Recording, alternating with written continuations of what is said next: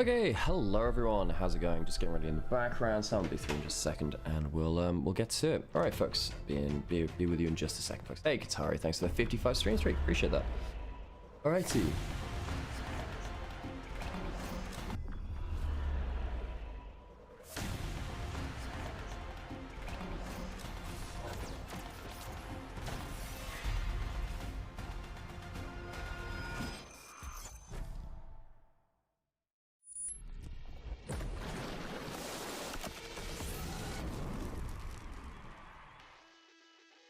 Welcome everyone to day 3 of the 2026 Mid-Season Invitational Playing Stage here in beautiful Daejeon Convention Center, South Korea. It's a good day to be a North American and European fan. A bad day because we both lost embarrassingly to T1, but that's kind of par for the course. A good day because tonight we get to settle a score as old as time as itself.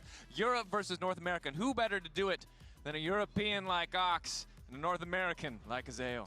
This man is a top esports fan. He does not claim Europe. He's a little bit of an imposter, but we need an impartial middle party, and you think it would be me because I'm American, I cast in Europe, but no, that's why we brought in the top esports fan. He understands our disappointment, our heartbreak. Yes. He's one of us. The one man truly qualified to understand disappointment at this scale, Ox. Generational top esports fans, but of course, it's been a lot of tournament happening thus far, and it hasn't been great for everybody. KC and Team Liquid Alienware fighting in the lower bracket, but we did say goodbye to DCG yesterday. Yeah. The important thing is really to focus on yesterday's matches, the important ones, where TL dominated and KC were completely devastated by opponents of equal strength. You know, I might be being a little bit greedy here, but when we have this big best-of-5 tournament, I'd like at least like a Game 4.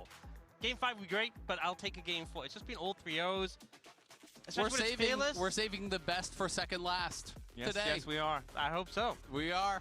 And I have a game for us to play to keep things fun, keep things jovial. You two, since neither of you cast the LCS, I can't really count on you to know the answers. So you're going to have to work together. You're going to have to choose one team. Every question will be answered by either TL or KC. Everyone. Okay, simple. We'll see if you guys can keep up. All right, let's go. Question number 1. Okay, Bring cool. it up here for these two That's knuckleheads. Good. Which team's mid laner has Azir as their most played champion all time? I'm gonna say Yehu. I'm gonna say it has to be Yehu KC. Yeah, it's his like one trick he plays it forever. He plays a lot of it. Wait, you guys both just said opposite things. You have to decide. No, sorry, Casey, yeah. Casey, Yehu? No, you can decide. Yehu. Ox, make a decision! Casey. Come on, Ox. KC? Wrong! It's Team Liquid. I said Team Liquid and you made me... Absolutely incorrect. It's not my fault. You need to be stronger, it is Liquid. If you want me to trust you. A 0% They're win Korean rate. mid laners. Whispering in my ear. A 0% win rate. Horrible. Oh, no, I thought you meant... guys. Not quit, of course not. Question number 2, moving on. A chance to redeem yourselves. Which team support famously beat EU in a best-of-5 at MSI? I'm starting to wonder if the answer is... There's an answer either... Wrong! It's both! Of course it's both! But to be fair, this one's pretty easy to do, and you know what? I'm gonna take the L for this one. That's my bad. Who hasn't done that? Both Core and Boostio have beaten them in a best-of-5. My bad. I messed up on this question. I apologize. Is this? Moving on. I'm sorry. It's my fault. Oh, is Azale just doing like the old like deceive expectations in this kind of twist? Which jungler has a 100% win rate on Lee Sin this split? Ah, sucks. Sorry, no worries. Yeah, I think so. I'm going Team Liquid. It's Jose Diodo. Wrong! Is it KC because they've played like no games of it? The other team. Incorrect. I don't know. Yike has a 100% win rate. Are we 0%? Are we 0? Yeah. That one's on me. I have to take credit for that one. Wrong. Now, okay, in my defense, I wasn't here for the entire season. Moving on. Question number 4. Yeah, Draco's a little sabbatical. Very easy, extremely obvious. Surely you could get it. Which team has a Korean top laner who's having a great tournament? Both. He's gonna trick us. He's gonna say the opposite. Is it both, or is he gonna say like? Both. It's both. It's both. It has to be one or the other. It's both. It's got to be one or the other. You gotta choose team. I pick Kana. Well, actually, here's how we decide. Who do you like more? Which Korean? I would actually say Morgan's having the better tournament, but I'm gonna go with Lord Morgan. Wrong! Of course it's Kana. Didn't you see his top cap? is he just saying the opposite of what they're saying? It was Karmine Corp. These questions are so easy too. How could you not understand? I think this might be a case of them just throwing out the opposite answer to what the analyst is saying. Last chance here, guys. Surely you can scrape up one. Which team has a regional star 80 carry who's struggling in MSI? It's an either or question, guys. Come on.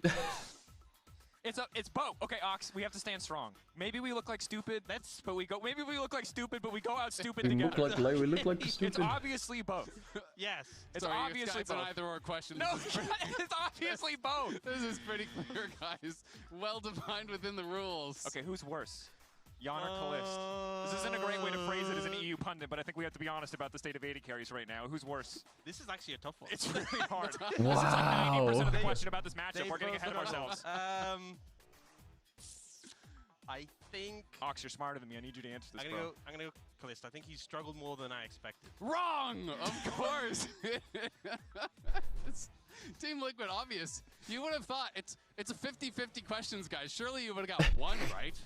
We 0 for 5. I think they found the secret. I think they're doing the impressed, the but that is dropout this level of experience. concept where it's like, what's the secret rule? We've You come to must expect from lose. Europe at this tournament. If you give me one more, and I Friendly get it wrong, I feel Mulligan. like I cannot win. That's a good one. You got me there, okay?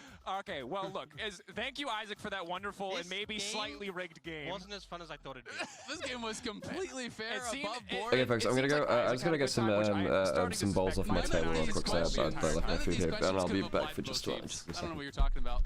He had a good time. Me and you didn't. Yeah. 2/3 of the desk, I think, majority rules. That's probably a fair way to do the math. But let's do a little bit more math on maybe the all-time head-to-head. Let's talk a little bit about the history between these two teams at MSI. Because, like Worlds, we could talk about it, but we don't need to. Let's look at that regional rivalry at MSI, Isaac.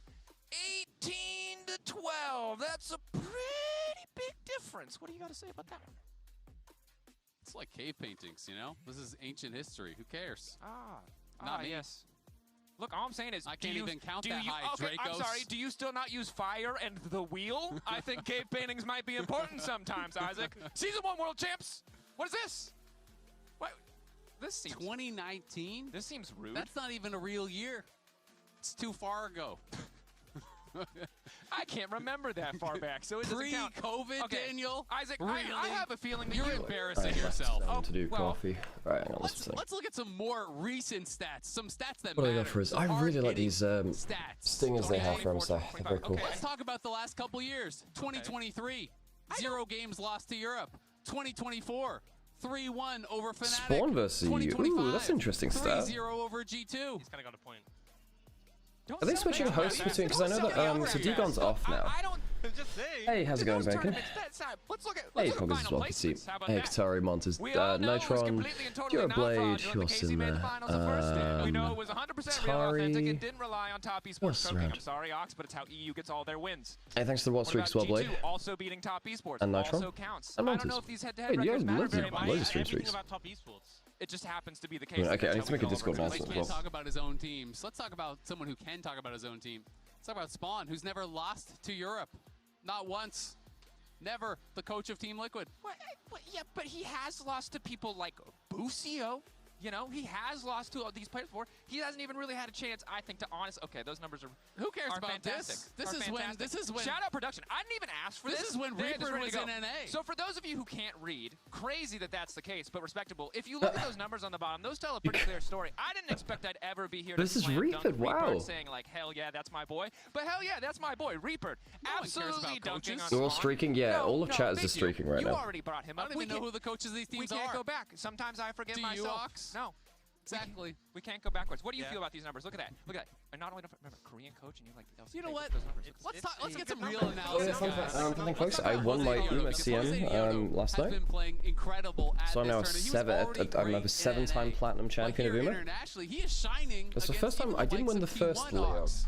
Yeah, I Don't mean, the think I puppy did. game was really good. It was a But great crowd for I them. did win, Playing into Ballista, I won the and last it was one a twice. fantastic early start. Yeah, I am the Uma King. It Exactly, didn't that's me. Develop flawlessly though. There was a couple of moments, some smites later on, but for the most part, the early plan I think from him set them up for a lot of which slides team is against this him, okay? Owner versus? got to trade Yeah, his I actually smite thought key Liquid's against early game Gumayusi, plans buddy. versus T1 Yeah, were really that is good, and I think their tough. And I gotta drafts say, in look, game 1 and personal 2 were emotional better, and investment 3 in was this is even. very important to me aside. Jose Diogo has been looking good. And I Yeah. feel Yeah, like it is really all about I think jungle Jose in looked this good. matchup. Besides And that his part of the map we already smites, talked he about looked once, good. not so And then positively. We'll get DCG, there he then eventually. smoked Instead, I just wanna everything, so I highlight, think obviously that was a in bit of a general, sticking how point for important him. Both of these junglers have been to their respective teams. Into the, Jose Diogo media certainly system just a looking bit. fantastic. But let's look at Yikes numbers. Some of them But yeah, I thought that worse, but on the important one I whole, wanna highlight is I actually thought Jose was looking pretty good. I can see why people rate him so highly from NA, despite someone. I'm not someone that like watches a huge amount of NA anymore, because I bluntly don't have the time. Building those massive individual leads gives me a lot of faith. Yeah, he had a lot of momentum in that game. I feel like both of these junglers, when they're doing well, the team follows them. So, Poggers in YouTube chat typed Nymaera sup, but it's translated it to Nymaera, or like sup Nymaera rather, and then it's translated it to Nymaera soup. They love to invade. They love to snowball the game. They're pushing it forward. Is that what happens when I like sit in the bathroom too long? Do I make soup? He's a player who has gotten a lot of hate, I think, internationally, but I think he is innocent. There will be times where Isaac and I see eye to eye. Yeah. So you gotta brace with. I think the I'm other a little time we shocked. see eye to eye is bottom lane. We want some more. Cool. Oh, bot lane, yeah. The bot lane matchup has been. I think Yon and Close both look very, very pedestrian versus T1. Now you are versus T1 with one of the best bot lanes in the world. However, I think that they made avoidable mistakes, and that's the difficult thing, right? You have a hard time with the unavoidable mistakes versus those lanes. You can't afford to make avoidable mistakes. If you're like doing own goals by overstaying or giving up like easy skill shots or mispositioning or lane position going wrong, your game gets ridiculously hard very, very quickly. You can't afford to make the avoidable mistakes that they did. And I get it, this is your first series or whatever, but you don't get that many abilities to you don't get that many chances to show what you're made of versus a team like T1. Because obviously falling behind against Pays Carrier, it's kind of expected for a lot of teams, but when it comes to later stages, has been tough. Busio, though, when we look at him... Oh yeah, I did see that Germany got knocked out of the World Cup. Hey, thank you so much for the gift subs, Katari. You're very kind. Thank you so much. Appreciate you. Oh gosh, I think is it on the... There's a certain day in July where basically... So Riot Games are getting like a gift sub promotion thingy on Twitch. And I mean, they're both players that I'm making yeah. So basically, if you gift 5 gift subs, then you end up getting if you end up yeah. Dude, I'm thinking so much. I do think they both really excel when they are the engaged champions, when they are those teams. Okay. So I'm radio sharing. I should.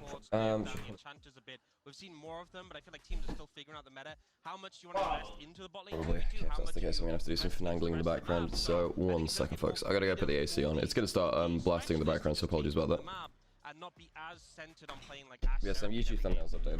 That's what the teams want to go to. I certainly hope so. It sounds like Isaac does as well. Maybe you too, Ox. But let's check in on the fans at home. Let's see how they're feeling today about this series with our MasterCard fan predictions. This time around, I want to see. What do we got here? We got handsome players, and we got a very KC favorite vote, as you would expect. Honestly, I think TL doing maybe better than I expected. KC even beat T1 in the fan prediction, which almost never happens. So, you know what? Shout out to all the NA fans staying up late, watching the games, voting for the predictions. Well, I think... But you already know what we're going to say, right? It's super true. Ox, I think we need something different from you, because sometimes on this desk it's a little balanced. We need to convince Switzerland. We need to convince Switzerland. We need you to get active on this one. Dracos, would you like to open the argument? And I'm really are they trying to bully orcs / get him to join them? Let's take a look, because when we talk about history, we often forget that it's more than just League of Legends that has an effect on the game. You know what we forget about? Yeah, that's right, folks. The moon. Consider it. Oh, really? They're doing a full moon today? Is a werewolf born on a full... What are we doing? Your best moon phase, first quarter. Our best moon phase, last quarter. But when it comes to the full moon, we are absolutely dominant. Yahoo is a werewolf, canonically, in the fanfiction I wrote. Yike, born on a full moon. I think enough said. Dracos, you're embarrassing yourself. This is ridiculous. Let's bring up a real argument here. We need some serious analysis on around this out. So what I have done is just to quite clarify, Robert Eggers drops the trailer for Werewolf last night. Today we have conversations about people being canonically werewolves. They've got a moon phase graphic to show that Casey win more when the moon is full. I did not. I should actually get them. Clearly going to be winning today with a 4.6 average here in the Zodiac sign. And then we got Zodiac signs on the other. I'm with Team Werewolf. Are we Team Zodiac or Team Werewolf, guys? I think Werewolf's got it. I think Werewolf's got it. Of course, you wanted to go to the stars. I took the moon. Because, as we know, Silver scrapes. Beautiful Dejan. is it's not going to be a problem for werewolves, right? Never an issue. Just don't get there, guys. Not at all. I need one card to show me what the win will be, what the result will be. Boom, the tower, destruction, upheaval. You know what that means for Spawn and his precious win rate? I'm not 100% sure she said the answer in Korean, but I'm pretty sure it's a very good sign, Isaac. This is ridiculous. Ox, what do you think? Ox, who's going to win? It's obvious. He was supposed to pull the moon, and we know it. He pulled the wrong card there. He absolutely... European, you need to do this, come on! Aren't werewolves weak to silver? I don't want to hear it. No, they're not. Absolutely not. That's not how this works.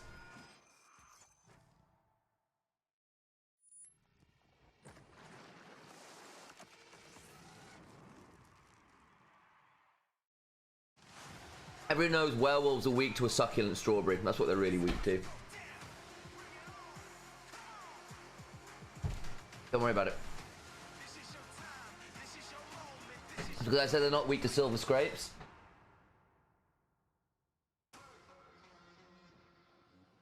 Welcome, ladies and gentlemen. That's a wild sentence. I feel like I've said something very normal there, actually. Task of bringing things back to serious reality after whatever the hell I just witnessed on the analyst desk. The first thing I want to say is sorry, Ox. I'm hard stuck bronze. Am I a werewolf? Well, maybe there's the issue, right? You're allergic to silver. You need to get beyond the boundaries into the halcyon heights of gold plus. Probably the best that we've seen. Is this like? How's it going to you today, Sam? Positivity, because I do feel like this has got to be the best. Hey, Vocaloid, how's it going? I swear to God, I don't know what's chat done to you today, Sam. What have they done to you? They doubted my statements on werewolves. Right, okay. I mean, the name's tagged there, kind of. A woo. Irish god, you know? Right, go grab your headphones, Sam. Yeah. No, you don't. I'm not quite. Cool. Alrighty, so folks, I do kind of feel like TL played better than KC. My problem is, I don't think KC feel like they should flip early versus TL. So if KC can go back to their comfort style of just like waiting and scaling, I think that they'll feel a lot happier, like a lot happier. So the Battle of the Beloved supports begin. That's true. I mean, there are some good supports here. Yeah, Core JJ and BC, they're good support matchup. Problem is, like, both AD carries are underperforming. I think both are AD carries. I think. Hey, Junjun, thanks for the stream. Good to see you, by the way. Hope you're doing well. I'm hard stuck bronze. Am I a werewolf? Yeah, because you're safe from silver. Yeah. Yeah. But over this, werewolves aren't actually allergic to silver. Well, in League of Legends, maybe they are, Sam. Look. Well, that being said, I've seen many a good silver warrior. Actually, Maybe that's why Jinxie can't make it up to silver. Right. We've figured it out. Oh, genius. Exactly. Oh, God. But as we all know, that werewolves aren't allergic to silver. It's strawberries. They can't resist a sucking strawberry. That sounds like a really bad advert, Sam. Not gonna lie. Ah, well. I've got strawberries and you don't, chat. So it sucks to be you, doesn't it? Oh, well, you know, it was a 2-0. We didn't get into our groove, whatever. I mean, it's Do you see this, by the way, Sam? Someone put sup Nymaera in chat. Google auto translates it to Nymaera soup. Nymaera soup. Can we get a screenshot of that, please? Yeah. It's exceptional. Yeah. Okay, into draft. Get your headphones on, Sam, and we can sync up. Sorry, it's okay. But this entire 24-hour period, Cool. yeah, that's bragging rights right there. Yeah, bragging rights. Well, let's get into draft. I think it's about syncs. That should be on now. You good? That It is. Cool. Perfect. All right. Sam has audio. Nice. Good point. And we do already have some target bans, you know, Casey. Yeah. So, I would imagine TL come in with a pretty hard-hitting early game style again. I'd imagine that's what they want to do. I do wonder, as a response, whether Casey take it slower again. And I think Casey are better the slower the game is, on the whole. But then I guess my other worry is, well, typically when they played slower games, they rely on, like, Kalista, Yahoo to be really good backline carries, Cannon to be a team fight carry, and also carry the macro and sideline macro, blah, blah, blah. Kalista's not been holding up that end of the bargain. I don't think Yike and Busi have been that good either. I think the solo lanes have been largely fine. And actually, Yahoo was better than Faker individually in many points in their series. Obviously, solo killed him a bunch of times. Cannon's actually been very legit. So I feel like Casey's solo lanes are doing fine. It's the rest of the map which I'm more worried about. We're back to the Camille for Busio. This was awkward in the early levels, but once he was unlocked on the map, was actively really, really dangerous. Strictly speaking, from what I've been hearing, there is a counter to Camille's support, Alex. There's two. Yes, can you guess what one of them is? Jax. Yes, other one. Silas. Yes. Yeah. Silas support, you run E into her E, use your first E to face tank and your second E to turn it around. And you can just steal her ult and return the favor whenever she jumps on your AD carry. Yeah. There's the Nocturne to go with it. So I'll put this out there. I think Team Liquid have got the more consistent combo right now in terms of people have got months experience on this combo. Orianna obviously still very busted. She is basically getting picked anytime she's not banned. Yes, she is weaker than she was post nerfs, but she's still very, very potent. And on the other hand, yes, Casey have got themselves the Rise, great pick, but like the Camille is still kind of newer tech, and I don't know whether I favor it as heavily as an Ori Nocturne combo. I think I probably prefer Team Liquids, but maybe I've just not quite completely like defined how strong the Camille support is yet. Real spot's good. It is. Is it Nocturne Ori combo good though? Why it's not the same combo? It's support. No, I know. It's, so it's not really competing for it in the same role, right? No, and I'm saying in terms of draft priority, right? Because you get Ori and Nocturne first two versus the Rise Camille. It's kind of the response. Personally, I just don't. I don't know if that's how I'd want to frame that conversation, because I just don't think they're in the same roles. You know, like realistically, Camille, Rise are much more about the quick plays around the map, right? Ori Nocturne, they have to play on cooldowns a lot more with the ultimate. I don't think Rise Camille have to as much. I might fight back a little, just in the sense that obviously both of these early picks are defining a draft, right? So it's like, okay, well, how are you building your comp? What's going to be easy to play? And I think Camille support's pretty easy to play once he gets out on the map, right? Once you get out on the map, that champion just kind of runs things. Yeah, my thinking was the Ori Nocturne is like, those are two of the most potent picks for the last X while, and it's a very potent combo that has been very, very good for years. Very experienced at it. Yeah, you don't have to have an organization from the region, like they're playing in a major region, so like, yeah, you don't have to do that. So yeah, NIP are a Swedish org, but I think they actually just closed down their Swedish offices actually. But typically they're a Swedish org, but they play in China, right? Because they just sponsor a team there effectively. They host a team there. But like TSM, I believe they applied for LPL, they applied for EU. They could have played anywhere in the world. It used to be the case that CLG had an EU and an NA team, because we had CLG EU. Froggens and Krapo's team back in the day. Yeah, so you don't have to have an organization from the region to play there. You don't. So Renekton ban means that there's an Ambessa opening. I don't think we're going to see Camille flex top at this stage in the tournament. I think later in the tournament we might see Camille flex top. Particularly with BLG, right? They have Camille, they have Bim. Yeah. Zeus will be around as well, and he's always down for a carry when given the opportunity. I hate playing Varus into Noct and Orianna. I get that it's a powerful pick, but I just don't like playing into that combo. Ezreal's gone. I mean, Ziggs would be safer. Ziggs would be safer. Yep, cool. And you've got... Yeah, shout from Dags there. Yeah, you're double AP. Wukong's decent damage. There's no tank for Team Liquid, so they don't have to worry about stacking too much of one damage type right now. The pairing is just so good with the Camille, because you have kill Yep, PSG Talon were a thing, and obviously they had a funk because of financial issues, but yeah. Roaming around, and you know, if they Lucian to go with the Rel. They've been playing Lucian without stuff, so Tristana's fun though. Tristana's very fun, alright. Tristana's fun. That could go top all night. I mean, they'd have to blind pick it, so I doubt it. It's probably just bot, because they have to blind pick it top. Tristana Ziggs, weird interactions, because obviously you can satchel her out the air at points. If Ziggs ever misuses satchel, Tristana does kind of one-shot.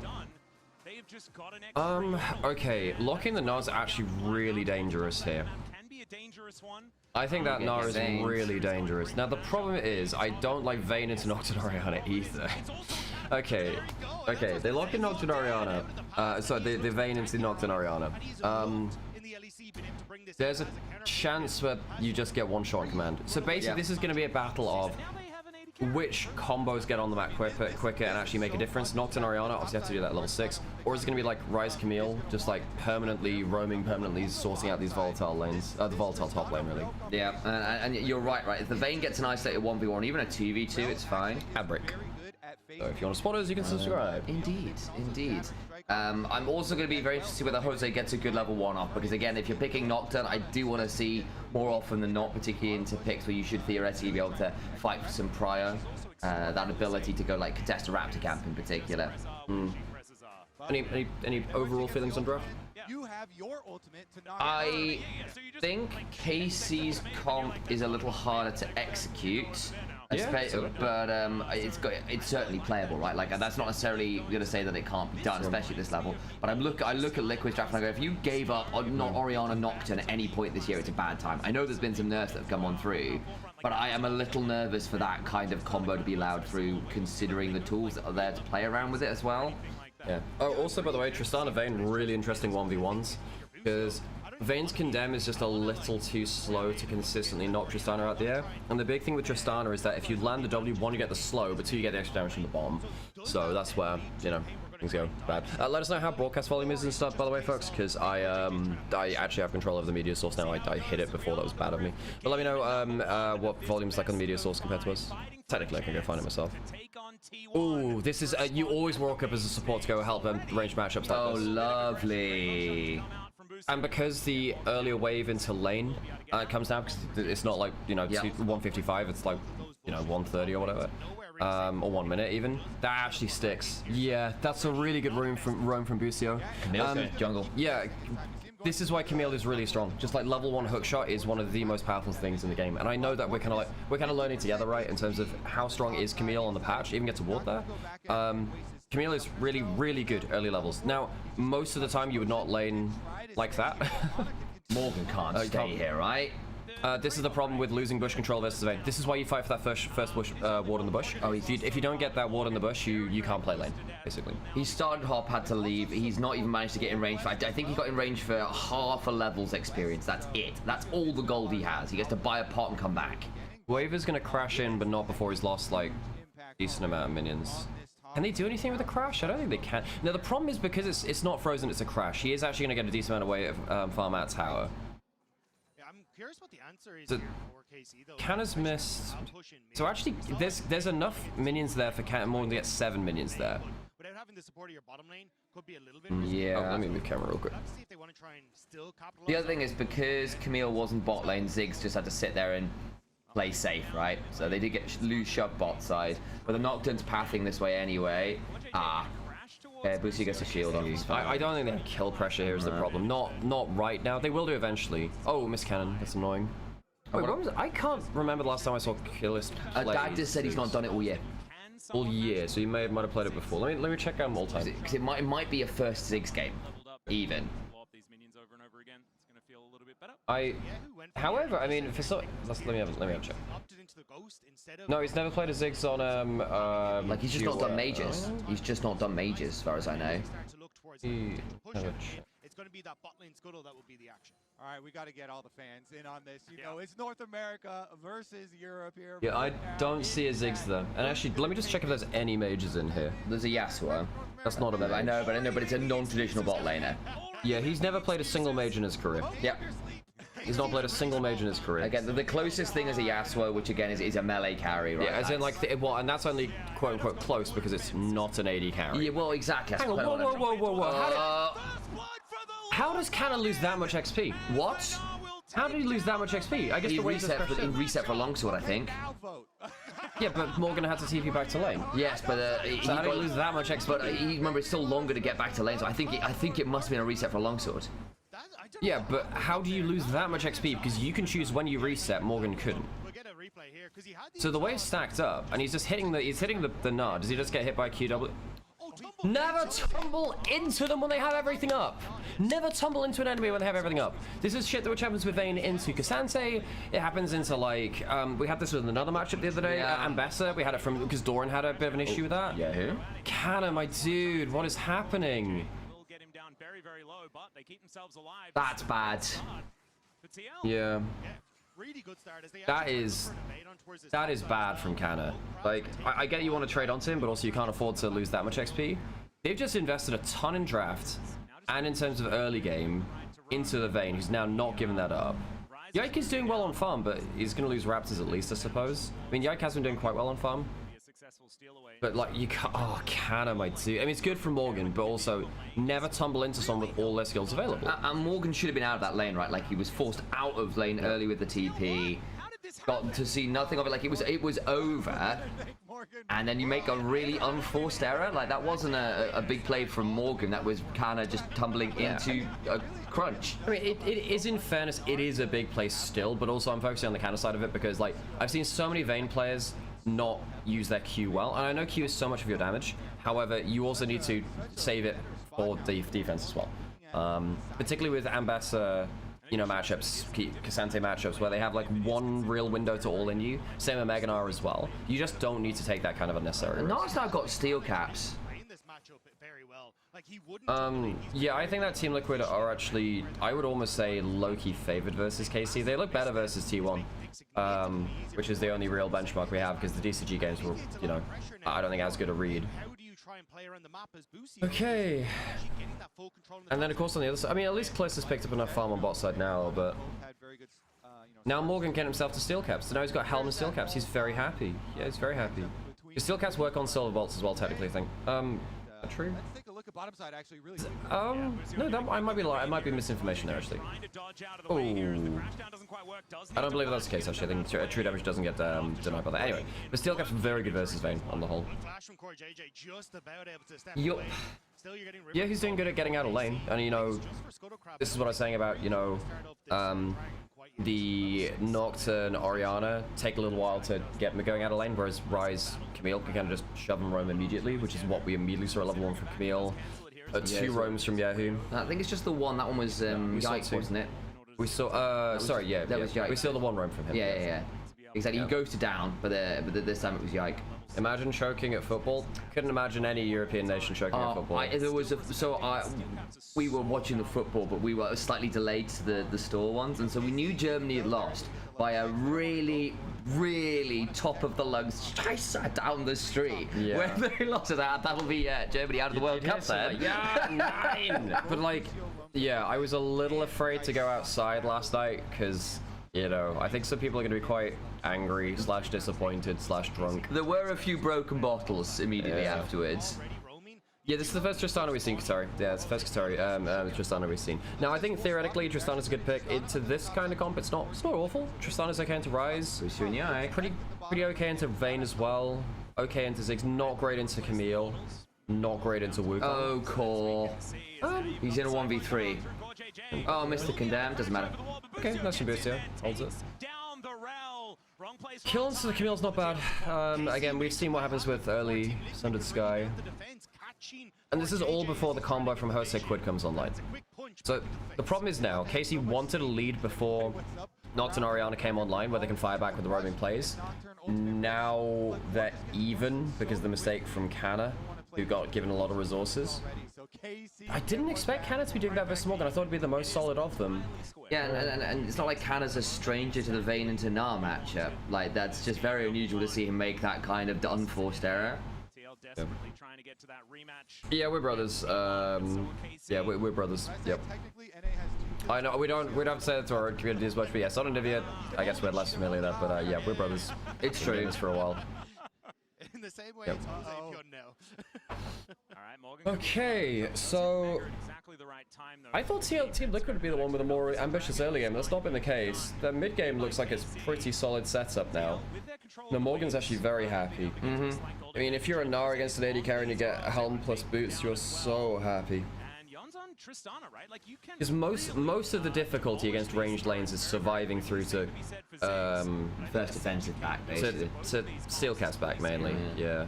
I mean, Callisto just going to be able to clear out the wave, and They just off the HP. Yeah, Morgan's chilling. Morgan is chilling. Now they might still Ryze roam onto him, but in an isolated 1v1, Morgan's actually okay versus Canna now.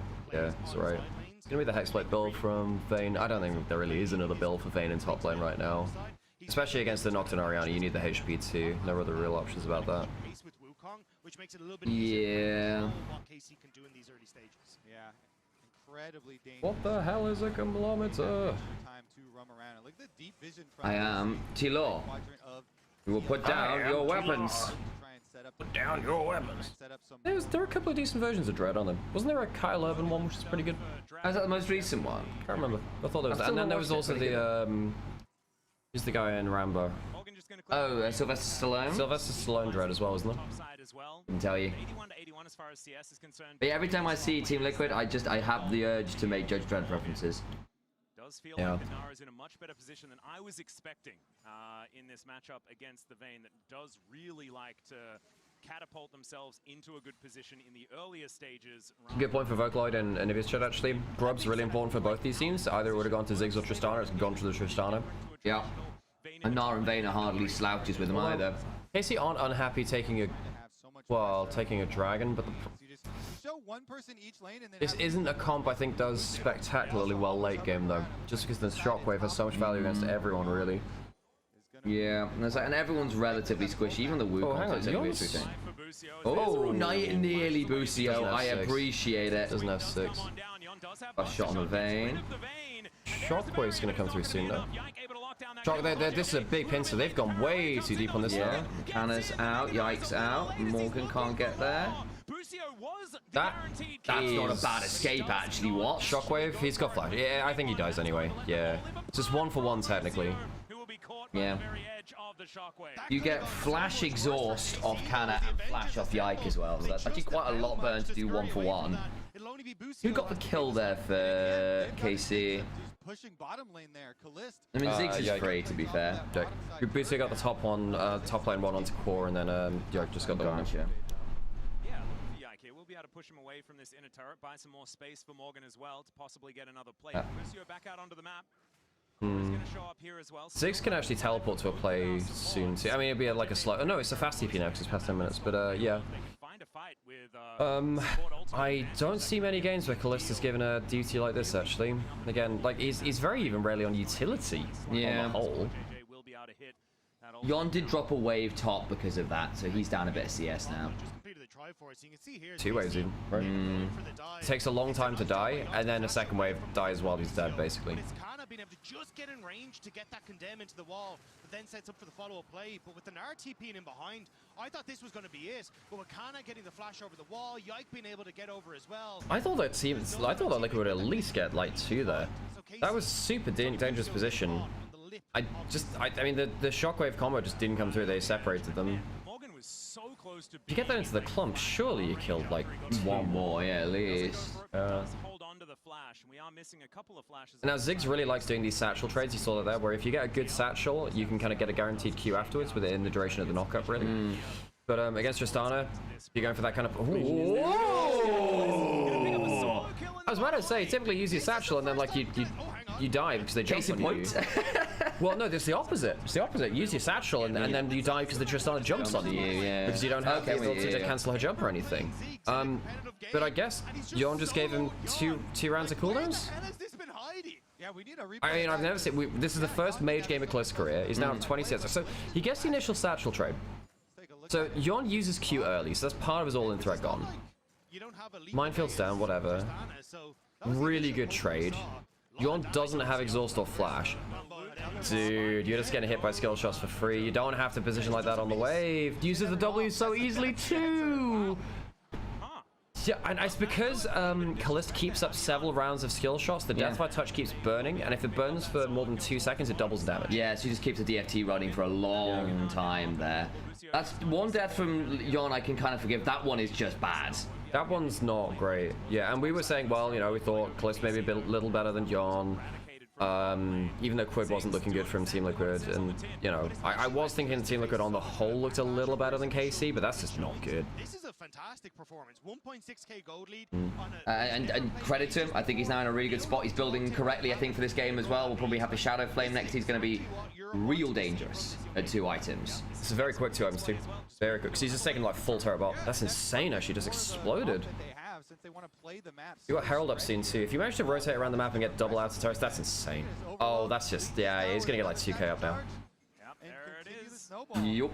Yeah, that is very, very bad news for Team Liquid. Hilariously, the gold has dropped because Yon's getting played spot. Yeah, that's true. And also it was solo plays compared to single plays for Callista in the top lane turret anyway. Yeah.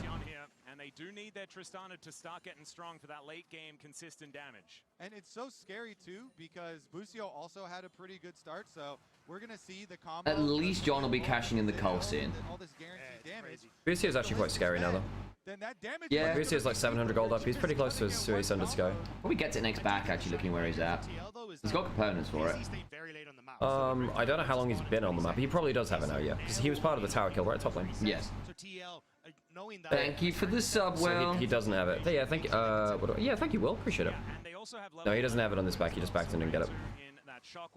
He's like completion gold off of it, but he doesn't. He has the components, but not the combine. So in a straight up 5v5, things could be difficult for KC. They have a lot of I haven't seen Orianna Nocturne in a while. Combo's ridiculous. Yeah, to the point where it's basically never allowed. Basically, for most of this split, Jarvan and Nocturne were permaban, or Orianna was permaban because you couldn't allow both through in the same draft. And Ori in particular was one of those ones that felt like you just could not give up.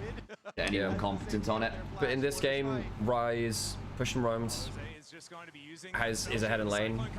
That's a bit rough. I don't get that Zigzalt. Yeah. There's your oh, There's your nasty. combo. Oh, nearly Morgan. That's actually a really good condemn. That's actually a really good condemn. It's a very, I have no idea how they don't kill Kalista. It's a really, really good condemn exhaust. Prevents the Mega Gnar back. Even with that, follow up on it. That should have been better for KC. They used Zigzalt poorly. You know, there's a lot of targets for flashes. Zero damage on the Zigzalt really hurts your combo, obviously. Yeah. Good triple combo back. It's very surprised Morgan didn't pick up on that. I think something weird happened with his ult where he didn't actually get the shove back onto Kalista or Canna. He got condemned as he was transforming under the enemy turret and exhausted, so I think his ult wasn't particularly superb as a result. I thought that he was like a frame off of hitting both of them. Yeah, I'll bring it Yeah, well, either way, he ended up condemned exhausted. No, I know, but like he was still on top of them. Like there was a point where he could have ulted. I'll show you. I'll show you on the. I'll show you. I'll show you on the screen. It's like it's really close because I saw the particle like open up onto them. Okay. I mean, I got super hyped too. We were all like, "Oh my goodness, I was not the hyped. Triple." So we'll get a replay of that surely, but okay, not a great Zigzalt. Combo goes back. They all clump up. It's yeah. So you can see the particle on the floor open up, right? Yeah, I think he gets condemned as he's ulting, so he just doesn't land quite right. Condemn. Yeah, so the particle ends up. That's why I thought it was weird, because the particle for the Gnar ult appears on the ground on top of both of them. The condemn hits him like basically one frame off of the displacement happening. So if that happens, he kills them. So it's a really good condemn from Canna and just unlucky from Morgan. Yeah, we'll watch this again. So watch what happens with the condemn on the floor, the particle on the floor. That's why I was like, okay, because I thought that so Gnar's ultimate, the displacement comes out pretty quickly after that symbol appears on the floor. So you'll see it in a second here. So this is great combo, but watch what happens with the Gnar right after this. Right here, show that. Basically, the particle appears on the floor and the condemn does hit, but basically I thought it would be the double knockback anyway, because Vayne's condemn takes a little while to come out. The big difference, right? I guess it was close enough that the travel time wasn't super crazy. Yeah. That should have been both carries dead. Yeah, really. I mean, very clutch from Canna, very unfortunate from Morgan, who I thought had a great angle there. Now after that, because of it, and so that's why I thought. Sheriff, thank you so much for the sub. Appreciate you. these cooldowns here. Well, this doesn't have Death by Touch. Oh, so Scorch, not Death by Touch. Sorry, yeah. My bad. Yep, that missed call on that then. Because I saw the burn, I was like, where did all that damage come from? And I guess it was just Scorch. That's crazy, actually. I didn't think Scorch would do that much damage. Crazy. Because Scorch must like, because basically when I saw that, it's like, oh, there's a burn happening at like the end of combat. You know, you think that it's you think that it's Death by Touch instead. Actually, next time we get a quiet moment, I actually might bring the replay to show that again. Let the blades for Yon done, but it's Shadow Flame on the other side. I'm not gonna lie, I was so busy looking at the replay, I didn't see what happened with Herald Sam. Did you see? I was busy looking at the replay, I'm not gonna lie. One answer is at least there. Not going to be taking down that crystalline overgrowth just yet, as Morgan does set himself up to take out at least that wave. We do have. I think it was on one of the side lanes by the looks of it. Front door as well on that bottom side of the map. Well, KC had taken both side lane turrets. And has been started up already. maybe mid then, and then mid lane. Maybe they just chucked a mid for the plates. They took a mid for the plates. I mean, the plates are it's nowhere near low enough for it to have been hit by Herald. take it, but now might be Karmine. Yeah, I didn't see. No. Oh, Hannah's being jumped They still on. haven't got nukes. Okay, right, fair. And now Jose should be able to make this a very Well, scary now you have Nocturne kind of unlocked, has Hexplate, has some... no, he doesn't have actually, I'm not sure what his secondary item is. They have the damn Moss Stomper over it. I didn't see what runes he had. Okay, TL dogpiled it. Right, sorry, my bad. Cool, gotcha. That's a shame, because they could use that to Zig's satchel the mid lane turret. So Herald is really annoying to give over. I don't know, I feel like KC are making a lot of avoidable errors here. Yeah, Kana just gets 1v1 by a Nocturne. Morgan kills him too, though, right? There was like a one. I mean, it was... Yeah, well, Jose did the majority of it. It's just the last boomerang that kills him. He would have been dead regardless. Genuinely, Basically, because you can't stop him. But one of the big problems of Vayne into Nocturne is you can't condemn Nocturne very easily, because the only thing that breaks Spell Shield is your condemn. So actually removing the Nocturne from on top of you is really, really hard. So just wait for the Spell Shield to go down and then... Yeah, assuming that the Nocturne doesn't hold it. But anyway, he did like a lot of damage basically before condemn was even possible. Push out mid, they haven't been able to get as much control on side lanes because Nox going Stride Breaker. He's into Zig's Vayne. Yes, he will do. And Wukong. It's just really good there. advantages forward. And anybody with a dash, you want that. Against Rise as well. Now Rise is in that phase rush, much better into him. Ultimate is going to determine so many of their plays, and then Busio. We go again. KC, but Oh, flashes to make sure the combo splits. towards his vein does go invisible though underneath the turret, so they're unable Yeah, to so that's one of the ways you outplay Nocturne Oriana, is that you flash to kind of mess with the timing of the Oriana ult. So overextend on bot side, there is a TP from Vayne. Team Liquid trying to see if they can re-enter here. They're not that tanky to do this, are they? This is kind of dangerous, no? Morgan. He tries to crush away flashes Oh, out. nearly there with the Wukong Cyclone, but no. Yeah, he altered the community. Oh, that's just a wave clear. It's a wave clear. Oh, no! Wave clear, it's for death! What? They wanted to get back into position to wave clear. Oh, Dude, what is KC doing? that was doing? We just saw Faker do that the other day as well. We just realm warped into an Addy stud. Like, there is something about these mid lane realm warps that have not been quite on it the last 2 days. Okay, in fairness, like, where else is the realm warp coming from for Red Bull? Are they all Into the mid Oh, lane. right. I thought you said, like, yeah, because, like, haven't seen a Rise top in a while. Members of Team Liquid at the bar. Yeah. I used to like watching Rise top. It's a fun pick. Used to be really good, actually. Good little mage combo. Top of the mid lane. I understand we don't see it anymore. Used to be pretty good into Narm. Used to be pretty good into Cannon, actually, weirdly. Yeah. Tanky enough to withstand him. All spills mode trades. Also, Cannon hates anyone that can trade with him on equal terms. Yeah. He's a bit Gnar-like in that regards. Hey, Bobby, how's it going? Appreciate you. We'll see whether that is going to be something. I did think TL looked a little better than KC. And KC looked a little bit flustered. I think they look a bit panicked. Morgan was going to work for KC. Yeah, they really. Busio's been okay, but nothing special right now. The level 1 was fine. It's Canna's worst game so far. Control ward here that cores in, but they Now, that death top lane was bad, and that really threw a lot of lead. I don't think they thought they'd die in a 2v2 as much as they did. Yeah, it's good for Corp, to be fair. Core's rel was good yesterday too, actually. Very good yesterday versus DCG. I mean, Rel is arguably, particularly since he's left for NA, his most iconic champion, alongside things like the Rakan, sure. But the Rel, when Rel first came out, the best Rel in the world was arguably Core JJ. He was that good at the champion, which is kind of wild to say considering he was, you know, not in Korea, not in the LPL at the time. I can't remember his role that well, to be honest. Oh yeah, I guess everyone was playing it a lot, right? But Nocturne combo, Atlas. yeah, because that was when like Kaiser was really good in EU around the 2021 map, right? Core was also doing things like a lot of those really cool early mount up techs where you could flash mount up from bushes to get the flip back and the longer CC chains. Really important versus Callista because it meant that you didn't have to hit skill shots on a hop, skip, dash Callista. I don't think you come back from this lead from KC. They're too squishy, and I think they fell behind a little too early. I don't think you come back from this kind of deficit. The Seeker's arm guard was Like the Nocturne Oriana probably removes one carry immediately. Okay, good Waterloos. Ward doing work here to spot out where Team Liquid is. Yeah, but KC not exactly in position. They do spot that ward out though, and they are going to back away from. Rise pushing in bot, Vayne collecting wave top. Combo is up from Team Liquid, but they know where the Nocturne is for now. So I think Team Liquid are hoping they could get that. Full stacks on Rise's items. I don't know. The cooldown has been working very well within team fights. KC could give up a dragon, but the question is to what end? You know, what are you waiting for? What break point? What items? What changes the game for KC? Because I don't know if Vayne will do much from this deficit. I guess Vayne will always scale. Yeah, But Gnar is pretty happy Rifle Spike Cleaver is a hell of an item combo for that champ. Yeah, if Yon can get to Infinity Edge, I think Team Liquid are feeling happier again. Soul Point would be a big breakpoint for KC. Oh! Camille issues.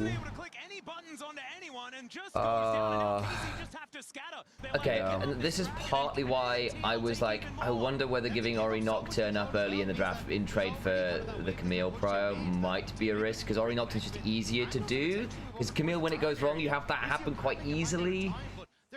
Yeah, I think that realistically, this isn't the part of the game that you judge from the Camille, though. You judge like his earlier roams, the earlier activity. I know. I'm also just saying that there are serious areas where the Camille ends up in elite scenarios where you just die a lot making moves.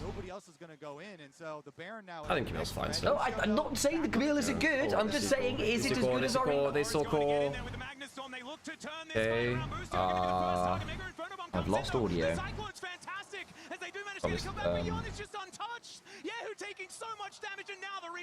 Whatever, I'll fix it when I can. That is fine. Yeah. It's really hard to play grouped up fights like this. And Casey's comp is just not built up for grouped up 5v5s. It's just not. It's built for like these picks around the objectives. When they're forced into 5v5s, they're just much worse of a comp. And like Casey, I'm meant to be a 5v5 team fight comp. Like team, rather, as an identity. That's what they do as a squad. Yeah. Yon's also just like untouched on the side here. Absolutely tears KC apart. KC thought they had their moment, but Team Liquid just baiting them in. Might just be internet on my laptop gone. Yeah. Like, even if they had have tried to get Fair on top enough. of him, he still has the cooldown. Oh my goodness. Shockwave damage, you can see. Well, now Liquid are up about 3.7 thousand, which is pretty scary at this point. They deny the Soul Point, they deny Baron, like, Infinity Edge is done for Yon now, and after Yon had a tough early start, going 0-2 for different reasons. Kind of rough. Kalist had a really cool solo kill, but outside of that, the Ziggs has been kind of there, but hasn't been super impactful. I think you've put a lot of draft bucks into Camille early and then Vayne late, neither of which have really worked out here. And on the other hand, I think Liquid have got the simpler comp to execute with a much easier front-to-back team fight. Quincy's Varus would have been more value than Vayne in this game. I think going for an AD carry top lane was a mistake anyway from KC, because I talked about it when the Vayne was hovered.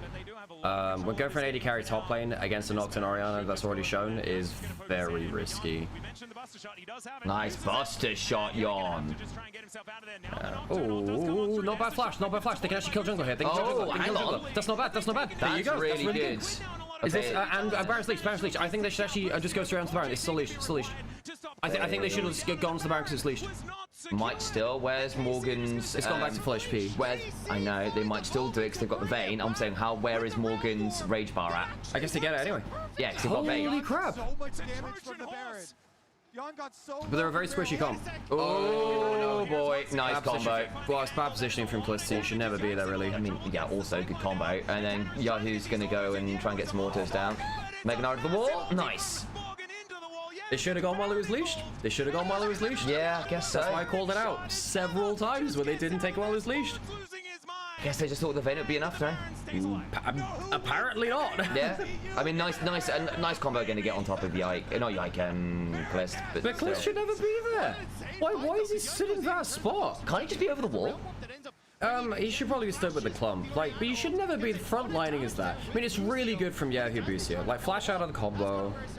Busio has enough damage to actually make a threat of things. A little bit too far trying to step up, and as they turn back towards the Baron, that's when Team Liquid fall back on Core JJ. Man, I love League of Legends. We're back at the Baron, guys. So then what happens? So then what? Do we actually get the? Okay, yeah, it's just taking the Baron. It's over. So this Baron is finally going to be secured by TL. I'm pretty sure Baron actually last hit at a triple kill in that last fight. That's kind of funny. Yeah, I think KC actually had a window of success there. I think they actually had to go into it while Baron was leashed.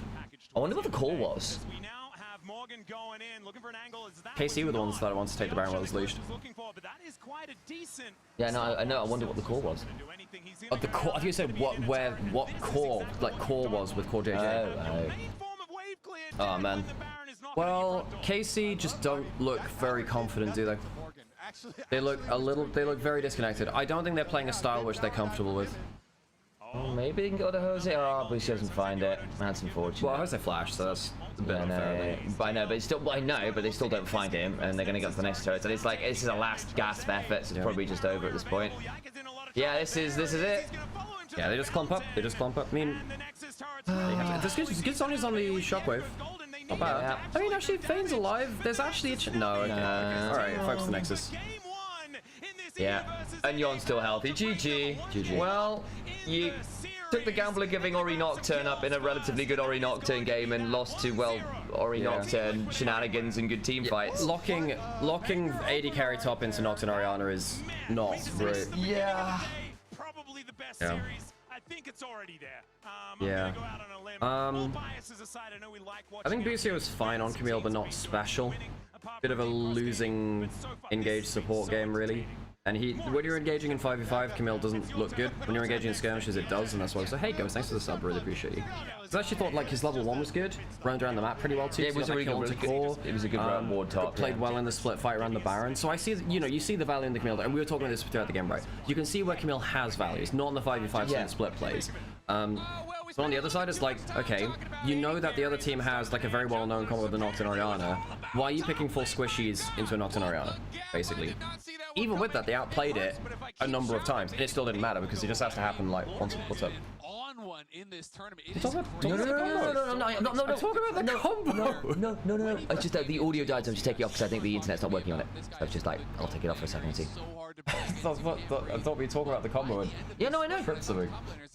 Yeah. Hasn't really improved. That's why they put him on that's tanks. it. He's no longer much of a force in laning. You know, he's kind of just there. No, I was just taking this off because the audio wasn't working. He's solo killing Kana That was all. Good. level 1. Yeah, I don't like Casey's drafts right now. I think they're not playing towards their comfort style. I think this team needs to actually play towards 5v5s a lot more. I think it's really a big mistake of them to keep playing towards like these split plays. I know that BC looks fairly confident on the Camille. He's had like solo queue highlights pop up on Reddit, blah blah blah. But I think as a team, Bucio, Yike don't look very connected. Yeah, he's doing alright. I think Bucio, yeah, he looked alright actually as a duo. They're actually comboing pretty well to get split fights. I don't think Bucio and Yike are seeing the game in the same way though. There was a really good post from Nymaera yesterday, basically saying post about, I want to say 18 minutes. Basically, Yike and Bucio were never on the same screen. They weren't even on the same side of the map for like 5 to 6 minutes. It was really weird. Wasn't it like 12 minutes they went on the same side? It was something like that. I'd have to look at the stat. But anyway, it was a very, very, very extended period of time, which is what gave T1 the angle to just sneak away a Baron, because basically we never saw any jungle support combination at all for about 10 plus minutes, which is ridiculous, especially considering the combos you're running. And again, we're coming here, right? Like, you give up the Orianna first pick in trade for Ryze and Camille. Good champions, don't get me wrong, but like, is it really... Is it worth giving Ori Nocturne up? And I'm not sure it is, basically. Ryze is really strong too. I'm not saying Camille and Ryze aren't good. I'm not. I'm not even saying, like, again, they are good champions. We'll see a lot of them, and I think they are strong. I see what it's supposed to do this draft. I still just go, that's a bloody nasty combo, arguably the nastiest combo to give up in the game right now. Like, it's been banned all year for a reason. Yeah, it is strong for sure. It is, but I think my problem is like. If you're gonna give up that combo for one which succeeds in a different part of the game, play to the different part of the game.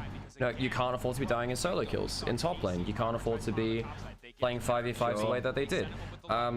Like, is it a risk? Yeah. My bigger problem is, okay, clearly you have an idea about what you want to do. Why aren't you playing towards that style of play, you know? Let's go back through some replays ourselves. Let's have a look at some stuff. Oh yeah, I want to go through that Baron fight again, because I was calling out that they should have really probably had a look at, let's this one. Let's get, where's Epic Pen? Exactly. And this, honestly, Okay, so this is where things are messy, right? So they managed to get the split play on the back line. Then he uses the condemn. He still has flash. So Yike, I mean, Yon's here because he'd like they know he has Buster Shot. That's fine. Like that's the obvious play. He doesn't have cleanse to make a difference with that. Not a good Zigzalt. That Zigzalt isn't help. I guess they think they might burst it down, so he wants to do it. But if you want to do that, you have to have the sensor on the Baron. if you want to use it as a pseudo smite. No buster shot, cores on the wrong. Do they see core? If they see core, this is actually a pretty good play. I don't think they do. Does core show? Yeah, they see core. Okay, so they see core. So they know that core's on one side, buster shot's down. This is a really good angle for the Realm Warp. And Na's also not in the play because... Oh, he tries... did he just try to Mega Gnar that? No. Vayne goes into... ult. Shockwave only gets one. No, it doesn't get anyone actually, because flashed by one, ulted by the other. So Shockwave does nothing. Instant kill. And then right here, you just leash this. You just take this. There's no Shockwave anymore. You just literally run at this. Kalista needs to just walk up and tank Baron to keep it leashed. Legitimately, that kills them. Legitimately, Kalista needs to just tank the Baron. Is it? So like, if you go back like a couple frames, check where the Mega Gnar is on the map. Is it that just they're afraid of the Mega Gnar coming and catching them in the pit? Is it because his flash Mega Gnar is available? But then there's no Shockwave. It's a half HP. You have to go for this. You have to go for this. Yeah, I guess. You still have Cyclone as well. Yeah. I was wondering whether that was the reason they didn't do it. But Canna has Condemn. Has Condemn. No, yeah. No, you're right. So if you're this behind in the game, I think I was looking to see if that was the only thing I could see on there, which would mean you couldn't do it. I mean, it's now too late. It's too late now because now let's see what health they get it down. Okay, so what health did it go down to while it was leashed? So while it was leashed, it went down to, let's check it about here. So it's about 6.6k. So it's about a third HP. And Kalista and Yike are there. Just leave Corp. Yeah, they actually release it twice. We'll get through to fun facts and stuff in a second. What health is it when it dies? Because they've gotten through, if they've gotten through this amount of HP, that is actually enough to have killed it. Because it was 17,000 HP total. It's now down half, right? So it's all gone. Yeah. Just leash the Baron. I think Kalista, and then there's no reason to be stood here. He's got flash as well. Like you can just dodge this. Bad satchel for one. And he's got flash. And he's got arm guard. He misses the satchel, has flash and arm guard. Yeah, exactly. So like, there's no even like, okay, I'm not even convinced it's that worth the place to stand, but then you have to be able to get out. You've got all the tools in the world to survive that. I think it is a bad place to stand, and then it's doubled down on the fact by then he plays it badly afterwards. So it's like you can maybe get away from bad positioning by having Seekers and Flash, but you can't do both. I mean, you know? This is also now 2 plays around Baron in 2 days where Kalista's ended up basically getting absolutely full sent on by someone in that spot, actually. That last time he was arcane shifting into a Wukong ult. This one is just like not satcheling, not flashing, not arm guarding any of the engage tools. Yeah. I think Casey had a way to win that Baron fight. Does it win them the game? Maybe not, actually. There's a chance that actually they still lose anyway. But I think there's like a playable scenario there, you know. That's why I was like so critical of it in the moment. I thought that was kind of huge. So Kalista, so you compare that to like yesterday when Kalista, hang on, I'll go back into like the thing. I want to go find a replay from yesterday. Yeah, TLKC. It was game 2, right? What are you looking for? The Ezreal E into melee range. Yeah, it's the Wukong game. Yeah. Yana game. Oh, sorry. Yeah, Wukong game from Onivia. Yeah. So, is it happened at this point already? No, this is a little. Here it is. Okay, cool. I found it. Let me show you this. Okay. So this is the play where everything goes wrong for Casey yesterday, right? Eyes on Kalista. He's got what's their gold lead right now? Got 5k gold lead, 3 dragons. Dragons coming up in 2 minutes. They're in a really good spot. Kalista has 2.5 items. He has flash. Doesn't have barrier. I'll get a coffee. Everything okay? Mm-hmm. Looking for the replay. Who's ready to see go? Deft. And then watch this. Yeah, so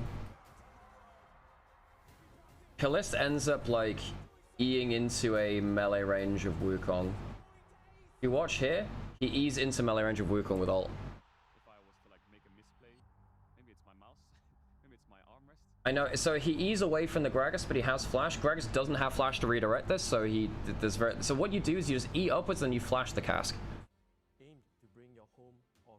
So like, Kalista's making some game-losing errors by himself. Yeah. He doesn't even, and then whoa, he flashes into the cask. I didn't even notice that live either. Oh, Kalista, no. So watch this again, right? Watch this again, right? So Kalista in this play yesterday. So they see the Gragas obviously scary. But like he ease into the Wukong. And then he flashes into the cask. I guess at that point you're just reacting to it, but it's so technically it's a bit of a flash predict from Doran, I suppose. But that's just like this is sadly what we're seeing from Kalista a bit. Like his team fights have not been good. Fun fact for Nitro and Biohazard, let me have a think. There is a phenomenon known as Cherenkov radiation, which is when you look at a reactor through water, which you can do because water is a very good radiation shield. There are some very, very energized particles which can travel faster than light in water, not in a vacuum, but you can travel faster than light in water, which means you have like this blue glow around reactors, which is effectively the same as a light sonic boom, where a particle is traveling faster than the speed of light in the medium it's traveling through, not in a vacuum, which means that you get a light sonic boom, which are very cool. Hey, Sloan, it's good to see you. And Duro, let me go around to that compliment at some point. Let me figure that out.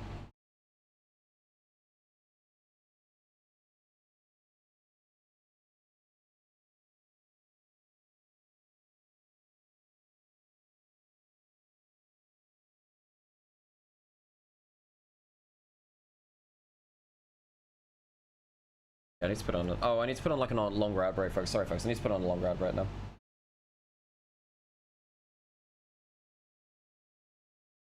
What do you mean? There's no. What do you mean no Discord? What do you mean by no Discord? There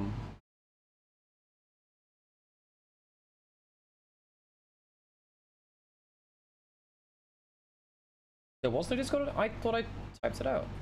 Oh fuck! I didn't press that enter 2 times. Sorry, my bad. I did that. So basically, it gives you a warning when you're No, okay, Blade. Okay, right, Blade. That's not what I'm saying. All right, whatever. It's all good. You have to press enter twice when you're adding everyone in a large server, and because there's 400 people, I pressed enter once. I tabbed out. I didn't press enter twice. Okay. So that's my bad. Yeah, I need to press enter twice.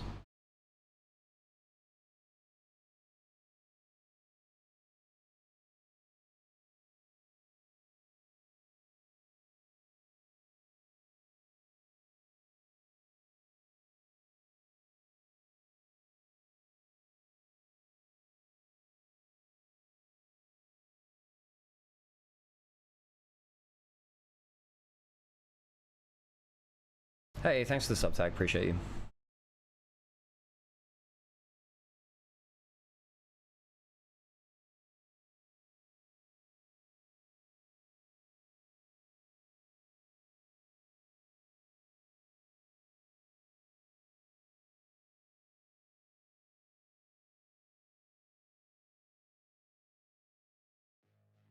Welcome back, ladies and gentlemen, to MSI 2026.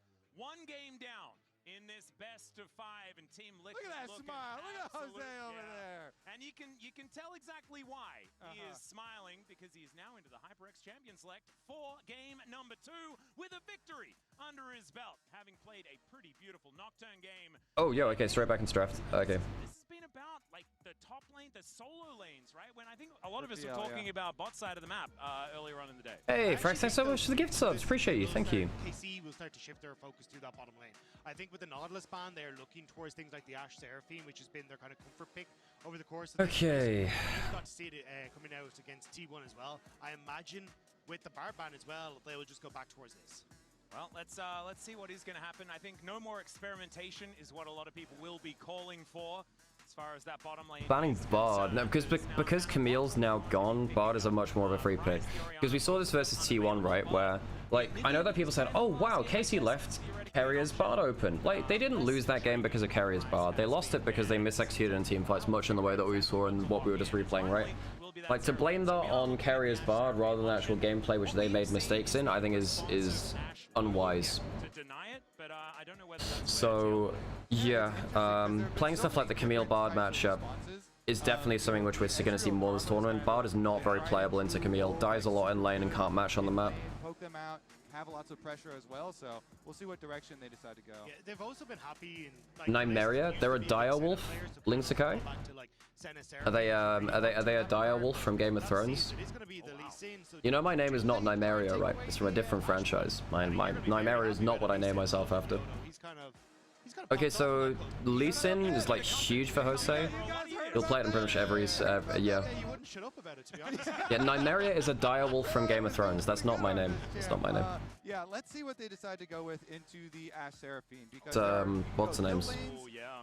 Okay, it looks like This has been a favorite that we've witnessed, is like Mel Pike into the Ashe Seraphine as a bit of a kill option. Mel is really good into Ashe Seraphine because you reflect both their ultimates back at them, so you need to be very careful about how you approach that. Against non-Mel champions, Ashe Seraphine is very good at just randomly picking off engages. Very, very good at just randomly shooting engages in. Oh, they actually choose not to go Ashe because of the Mel. Wow, okay. so people do Ezreal Seraphine. Jesus, they're actually going away from the Ashe Seraphine because of the Mel. I think it's because of Mel. So yeah, this is a huge difference. Because we saw this, look, we saw that Ezreal Seraphine was actually pretty good, and like JDG played a bit of it, right? But they actually just don't think that Ashe is playable into Mel. So what do you do now with hook supports? Do you, I mean, Pyke is less good into Ezreal. Reflect all these spells. Nautilus is banned already. Yeah, you can see that KC are really afraid to play Seraphine into Nautilus, so they banned it versus T1, and we talked about it to death during the KC T1 game, right? But they're really afraid of Nautilus versus Enchanters. Nautilus and melee supports are really strong right now. Hey, put Morgan back on a carry. Morgan actually was doing really well for tanks for TL. This was something that Zero tanks again from KC. In playoffs. And having that Ornn ultimate to go along with this is going to be great. Yeah, Seraphine Ezreal works. It's just the reason you go for that is because Ezreal has less important stuff to reflect by a Mel. So Mel has, and you're more able to escape Mel's combo. What if it's actually a mid Mel? I don't think there's any reason to do mid Mel right now from Team Liquid. I think that Mel is still fine into Ezreal Seraphine. It's just KC really afraid to play our Seraphine into it now. You guys aren't doing too bad. You aren't doing too bad over there. But then if you're going to be taken away, I imagine Pyke is just going to be banned. But it doesn't really feel like a core JJ champion. I don't think you need to ban Pyke as Ezreal Seraphine, though. I think Ezreal's fine into that. Again, I think it's the Nautilus which is the problem, really, for me. Because it's just so consistent at finding those hooks. Now you're seeing the Ezreal, right? So I think the Pyke, I mean, because you could argue the same problem that happens with the Blitzcrank, right? Does Mel reflect True Shot Barrage? Yes. Yes, she does. Ezreal feels much less forced to kind of throw those skill shots into the Mel. On the opposite side, though, it does look like they're trying to set up for the Azir. Oh yeah, Rek'Sai, pretty good matchup against the tank. So what does Canna do? Do you... Well, no, you've already got the Rumble. Yeah, you don't have a choice there. Oh wow, I think they were afraid of Rek'Sai jungle, actually. Wow, I mean, Rek'Sai was typically a very good matchup into Lee Sin. They don't ban Poppy. You can Poppy jungle from Yike, maybe. Just a lot of confidence. Depending on what, well, you don't. So the problem is, you actually might like to do something like Poppy and Nivea from KC, but I don't think you can because Team Liquid are blind picking. They'll be counter picking mid lane. You lock support now. You might still. That'll be. Whoa, okay. Yo, are we getting Pantheon support? Or is that? Is that Pantheon support? Pantheon Mel? I mean, it's point and click, right? It's another like early game point and click, like heavy CC bot lane. At that point, wouldn't you prefer to have a Leona? Pantheon's more damage. Pantheon support hasn't been a thing for a while. Yeah, it is the Yike specialty. It's his pocket pick and he's brought it a couple of times. Maybe not the area to bring it out. We'll have to see. Is they're just so they are going for like Poppy and Nivea, looks like. This is a very slow-moving composition so far. Unless it's like random Onivia top lane shenanigans. It's probably Poppy and Onivia. For a jungler, unless Rumble wants to go back there, but it's been quite a few years since the Rumble jungle's been a thing. Yeah, the Onivia's an odd one for They don't want to go Poppy into Lee Sin Pantheon? Oh, I want something with a lot of short range. Oh no, sorry, Poppy's banned. Shit, I'm so dumb. I'm so dumb. Poppy's banned. Sorry, I'm so dumb. I'm so dumb. Oh my god, sorry, so dumb. Long range engage. You've got Mel who's able to play outside. But you want anti-mobility, so having Onivia for that's not bad, just to like lock out some of Pantheon's ability to jump in or stick him into a play. Jarvan doesn't feel fantastic here. Jarvan doesn't like playing into Ornn. Not great into playing into Lee Sin. It's okay into Pantheon, but it's supported. Whoa, okay. Hang on, hang on. Yo, hang on. Is Yasuo even good into Onivia? It's pretty good into the Q. There are definitely points where Yasuo loses against Onivia. I know that Quid plays it. It does even out their damage profile. And of course you get Lee Sin Yasuo. That used to be the release combo. But, well, not, yeah, that used to be more like the release combos for Lee Sin, for Yasuo. So once Yasuo got released, you basically just kick someone and then combo into them immediately. Your mid-jungle combo is insane. That's very, very good at controlling space, right? Yeah, that's my biggest worry for the Yasuo. Okay, alright, and we're going to go into an ad break so we don't get ads in game. The stun from the Flash Frost. Wait for the last second but you swap got a wall, and you got Morgan a loss. plays the Yasuo again. That doesn't sound good. Can you calm down a little bit? I don't know. I watched game one, man. I don't know what to expect. But also for Busio, how the hell do you get any value out of this Seraphine ult? Like, it's either Yeah, the Seraphine is going to be really hard to play. I think the early Seraphine pick hindered this draft so much. The early pick of the Seraphine really, really hurt them, actually, I think. Because they immediately got Meld. They felt like they couldn't go Seraphine. I couldn't go like Ash Seraphine. If you feel like, yeah, can't go for the Ash Seraphine at that point, your combo is just completely scuttled. Decided to go a little bit further off the deep end than KC has. It feels like KC going back to their roots, back to some champions that they have a lot of confidence Okay, on. let's get into game. Number 2 of this best of 5 and see whether KC can even up the series. All right, gentlemen. This game is so unstable looking. Would I say that? I don't think it's unstable. I think Team Liquid have a very stable draft, actually. Weirdly, even though they have a Yasuo, and the Yasuo could get kind of just dunked down in like double burns and a lot of CC. I feel like Lee Sin Yasuo is good. I mean, Mel has quite low threat onto her. The Equalizer, like the Jarvan Rumble might carry the game for KC, but I don't like the draft. KC's drafts have been quite perplexing for me. Let's see it, Quid. They do have a lot of knockups to be able E-start from Onivia. As well, with the Ornn, with the Lee Sin. Yep. And Jose has been very active when he has had. Pantheon support is most powerful at like level 1 when all your stacks are up, and then level 3 when you have all your abilities. Yeah. Like that. Oh, he's got Electrocute Pantheon. Alright. You used to see a lot of Conqueror or press the attack support, rather. Press the attack was really good for support with the triple auto. I don't think Electrocute Pantheon is that good in support, no? It's going to be KC getting the advantage though, and it looks like the Ezreal Seraphine is working out quite nicely. Busio is pretty good at this champ, right, Dagda? Yeah, it's kind of been the go-to domestically. Like, it has been one of his strongest champions. It does mean he's more kind of... Oh, hang on, let me change volumes around a bit. I think Busio has actually been spectacular. This MSI had actually moved. Yeah, I'll put volume up to like here and hope volume's fine between broadcast and myself. But this is, we want to fully invest in winning in the early stages, and oftentimes look for invades with Yike afterwards. Maybe less so on the Jarvan, but we'll have to keep an eye out for it. It's interesting too because Jose did the 3-camp recall for Longsword start here for jungle. For Morgan's not, well, Morgan's once again picking for teamfight over for picking for lane. I know that Rumble's technically picking for teamfight too, but Ornn is like ultimate teamfight pick. I need my Shaker representation in pro play. Shaker was really good with LeBlanc for a bit, where you could dash in, give an invisible stride breaker, and LeBlanc would one-shot someone. It's kind of nasty. Not that cute. Quid's got some pretty slick autos in there. Still not going to be feeling fantastic. Ever since they rebuffed Yasuo's E, so that, because back in like season 4 you would occasionally E-start on Yasuo. You'd like go through the wave a couple of times and like one-shot people at level 2. Kind of crazy because the E damage was so high at that point. You'd E-start, get like one chunk at level 1. You'd E through the wave, stack it up a couple of times, then hit champion, E back through the wave, level 2 you'd kill. I feel like you can sometimes do that on Yasuo now. Again.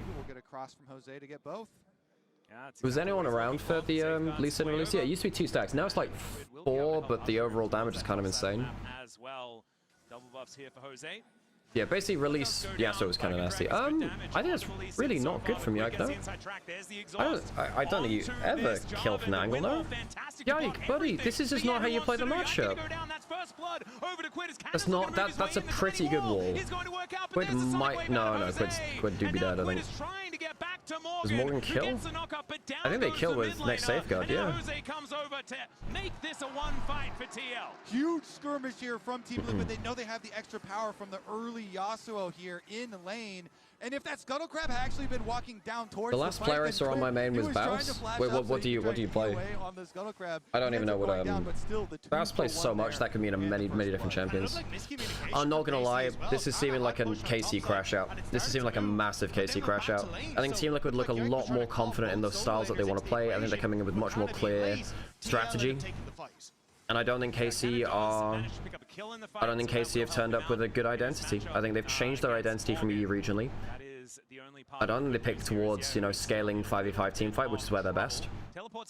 Yike is going for just loads of random early flips. Yike is not a good early game flip player. I don't understand why he's going for the early game flips. It's just not him as a player. And will be able to back himself out of the way of the enemy jungle. Yeah, let's take another look. So, like, getting a flag drag here doesn't win you a fight. So they're kind of flirting around with it, and then Quid comes over, early exhaust, as you pointed out. This is so disrespectful. Win wall the Q, and then suddenly, if you don't get the Onivia Q, you just can't win this fight. Lee Sin and Yasuo is a nasty-ass combo. It's a nasty combo. At the slight early arrival here. Yeah, and that's why I was surprised, because Kana had already... I mean, there was MSI 24, Michael. So it's not always been the case that Yike's been bad internationally. Worlds, gosh, when was that? Was it Worlds 24? Was that the Nocturne Oriana disaster year? I feel like that was a draft thing rather than a Yike thing. But yeah, Yike has not impressed me, and especially when you compare it to like Skewmon, who just did so damn well at like Worlds and First Stand. Skewmon is really showing him up in terms of the EU jungle pool.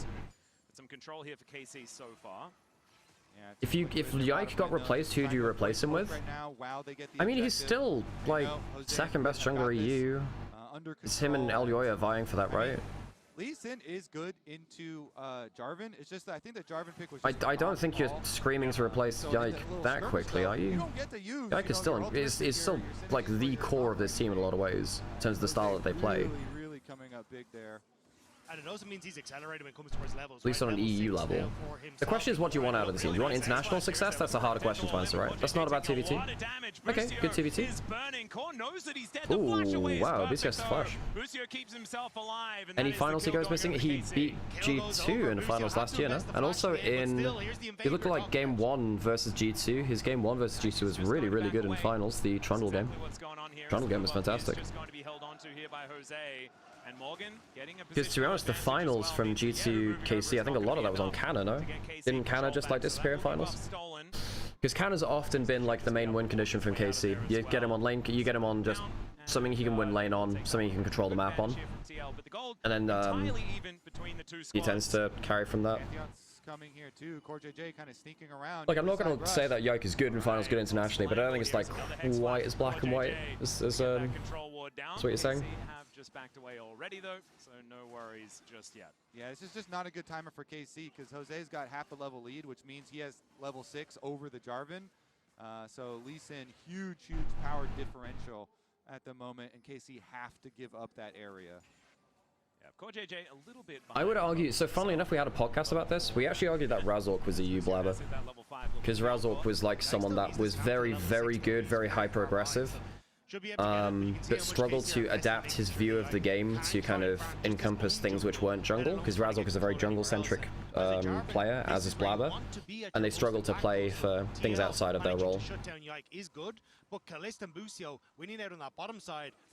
We got spoiled with Skewmon jungling at first end, for sure we did. I mean, I think Skewmon is the way, the truth, and the life. That guy's fantastic. Skewmon is like one of those very rare players in the West where he actually peaked as perhaps best in the world. We'll see if there are some visits from jungles. A lot more burst damage available. Okay, so the Ezreal Seraphine is actually working out in TVT. That's been going fine.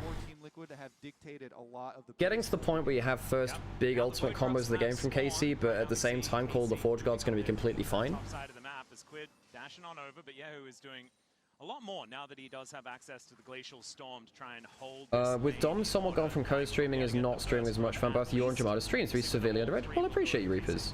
Lurked in your content for a while. One of the most active co-streamers in terms of talking about the game. It's probably the ADHD which helps with that. This is an Ezreal without teleports, an exhaust Ezreal, so he's gonna have to. It's quite hard to actively talk about the game all the time. The thing is, like, it's a bit different when you co-streaming compared. Oh, hang on a second, you don't have smite there, friend. He doesn't have smite. Yeah, okay. It's 2 for 1, whatever. You weren't expecting 3 there if anyone comes to contest. You typically don't. I mean, I think KC is still going to be absolutely fine with this. The bait drops, and Jose's still going to go in. There's a really scary if Yasuo gets on the same screen there. He's not, obviously, but it's really scary if he does. Jose can just like keep a fight going for a while, and then if Yasuo manages to roam over, just instant kick into ult. Very nasty. People don't really play Lee Sin Yasuo anymore, but it is an insanely good combo. Because he was afraid of TL invading. Now after going for the Yeah, thank you, Rebus. That's very kind of you. And I'll pass it on to Sam as well. Hey, Neo, thanks for the sub. Really appreciate you. Thank you. Down this entire time, you can see a 2-level lead. Yike still has to will manage to equal at least to 7 when he gets. I remember Yike running it down on Nocturne in 2024, but I think the problem with that year was just in that year you needed Caps to be the leader of the combos, and I think that giving Yike the lead in the combos was a mistake. So I think that was a problem on draft because it's just not the way that the team was playing before that point. I'm taking a little bit of damage here, does just walk his way out. Will be fine, at least for the minute. Has his Hextech cookie at the ready. I think they spotted do we get a bit of... That's a good route. Good route. Now, you do have a flashless Mel to play against now, so now Jarvan Rumble can get a free kill once in the next 5 minutes, maybe twice if you're lucky. Early Dragon to Team Liquid is really important thinking about this now. Now, normally I'd say Team Liquid, oh, well, they outscale, but the problem is they have a Yasuo into a pretty good melee punish team. Is Mel enough to be a single carry versus this KC comp? Because I look at like I look at Ornn Mel and I think, yeah, that's a good front to back scaling comp. But you do have Pantheon Lee Sin Yasuo. You know, earlier in the game I was saying that KC got outdrafted.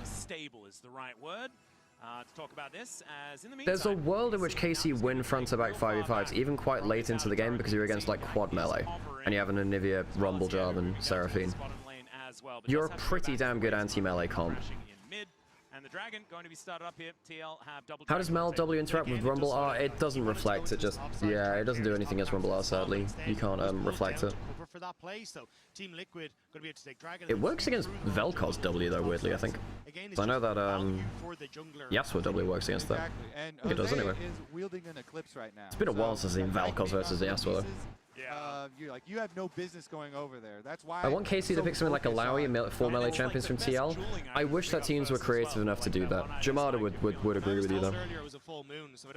Oh, hang on, doorbell's just ringing. 1 second. I gotta go get the door real quick first. 1 second. We're gonna have to consult the analysts on that one. Yeah, they'll need to fill us in on what exactly that meant. I'm gonna need an explainer because that was weird to say the least. Okay, Yike going to be starting up this Krug camp. And that is going to be the last one. We'll see where he's going to be going next. Trishop Raj going to be sent back towards Kalist. He doesn't want it, and so it is just going to be sailing around Runeterra once again. Yehu, back in this mid lane, and I do feel like KC, this composition is just very happy to play this one slow. The slower this game goes, the better it is. I was going to answer the door in a second again. And so, right now, TL, I think the ball is in their court to get this one moving fast. Predabelt first from Yorn. Actually, that makes sense versus this comp, although it does drop your damage a lot. It makes sense from trying to avoid stuff like flag drags and the Seraphine. He's pretty impressive. Like, once Quid gets a couple of items, it's going to be really difficult to keep him in check, because Busio... Yeah, going to get jumped on here by Jose Diodo. There is Core JJ from the sky, and where did Busio go? He thought he was the one hiding here on the wall. He thought that he was, you know, the one laying the trap. Yeah, well, he was definitely hiding, but then they found him. Yeah. Pantheon ultimate right over the top there instantly. Beautifully played by Core JJ, though. He has been phenomenal this tournament and did not hesitate for 1 second on that man drop. Okay, kind of looking for some harpoons, but does just get himself back over, and Jose's going to follow him. There is the ram coming through from Morgan as well. They are on the equalizer, but there's the knock-up, and down goes the Rumble. And TL, they must have been listening to the broadcast, because they said they need to keep going fast. Yike comes in to try and save the play as the encore is extended by Yike, I've missed all of this. I'm going to have to watch this back. Okay, what the hell happened? Thank God we did, because that was about to be Liquid. Well, Liquid have now got a gold lead. They've been everywhere, but Busio's not safe. Hold on. Okay, let me get back at this. Jose doesn't have ult though. So I'm gonna have to watch this back on my second screen. He can't kill him again. Okay, so they just get a side lane dive, I guess. No, Seraphine died before that. What happened to Seraphine? Playing so well around this early jungle lead for Jose Diodo and making sure they're just getting in the face. What happens here then? So I'm just watching it again now. KC don't really get to play it So all. Busio's alone in River. Has well, no, he's not. He waits a little while. Right on the edge of that stun as the exhaust has to come through Lee here. Sin, Pantheon. Wow, that's a hell of a combo actually. That came through together really quickly. And then because they think they're... So basically, KC were playing for strong side top. Because Busio dies, that's no longer the case, and they don't respond in time. 3, 2. Yu is going to miss as he looks for the safeguard. Oh, Lee Sin Yasuo. Yahoo might be able to survive long enough. Here comes Hannah. There's the double knockup from Quid, and Quid should be going Quid down, but they get just the wants to get a first. knockup, I guess. Quid is then going to be executed. Because he knew he was dead at the end of that fight. Just one last bit of CC. Yeah, 1 for 1. Plus, you count like maybe the passive egg. Yeah, I'm quite worried for Maybe 1.2 or something KC. like that. But yeah, they do get that, and then investing the extra teleport. So they drew out the teleport from Kana here. KC using the extra summoner spell to get here in time and defend him. Dude, Lee Sin Yasuo is so nasty. Just, you think you've got such a good HP advantage, it doesn't matter. Oh, he shorts the Q because he thinks that the wind wall might come through. Actually, did he have wind short at that point? And even though he does end up falling down, that rebuys enough I space don't to actually know if get that the interrupt kill on the to flag get drag flash changes from much. Busio. I don't think that And they changes get too much here, really. Exactly, the extra summoner spells there invested by. So he'd already used wind wall. In that case, it's just a short Q from Yahoo. It's pretty hard to get the stun on both, though, there, to be honest. They're likely going to outspace you. Lee's got all the kills. So in this kind of game, Lee Sin does just kind of one-shot the first target. Lee Sin, it's bad for him to have all the kills into like Cassante, Skarner draft or something like that, or whatever. I don't know, like two tanky people. Lee Sin is not good at anti-tank duty. If he's against full squishy teams and he gets all the gold there, he just gonna kills first person in the fight. KC better wake up. Yeah. Oh, Corp do not be having a flash. Oh, okay. He still probably does. He's still probably dead here. They get Herald as his Heralding out. Got roll shield. He'll probably be safe. He can always use Eon or Onivia wall if he needs to. Do they get a kick combo? I say might go for a kick combo here. Yeah, they might go for a kick combo here. They still have Yasuo, but they've used a lot of their knockups. They want to kick? They already used the Dragon's Rage. They already used the kick. This isn't bad for KC. Yasuo's not managed to get an ult. Quid didn't get into the fight. Quid didn't get into the fight. They had Ornal, they had Dragon's Rage, and they managed to get no knockups for Yasuo to use. Just about managed to turn it around. The 1 for 2, but Yahoo still here with Hey, thanks so much for the stream streak, by the way, John. Big win, even though they do lose. That's really big for KC because that stops the bleeding a lot.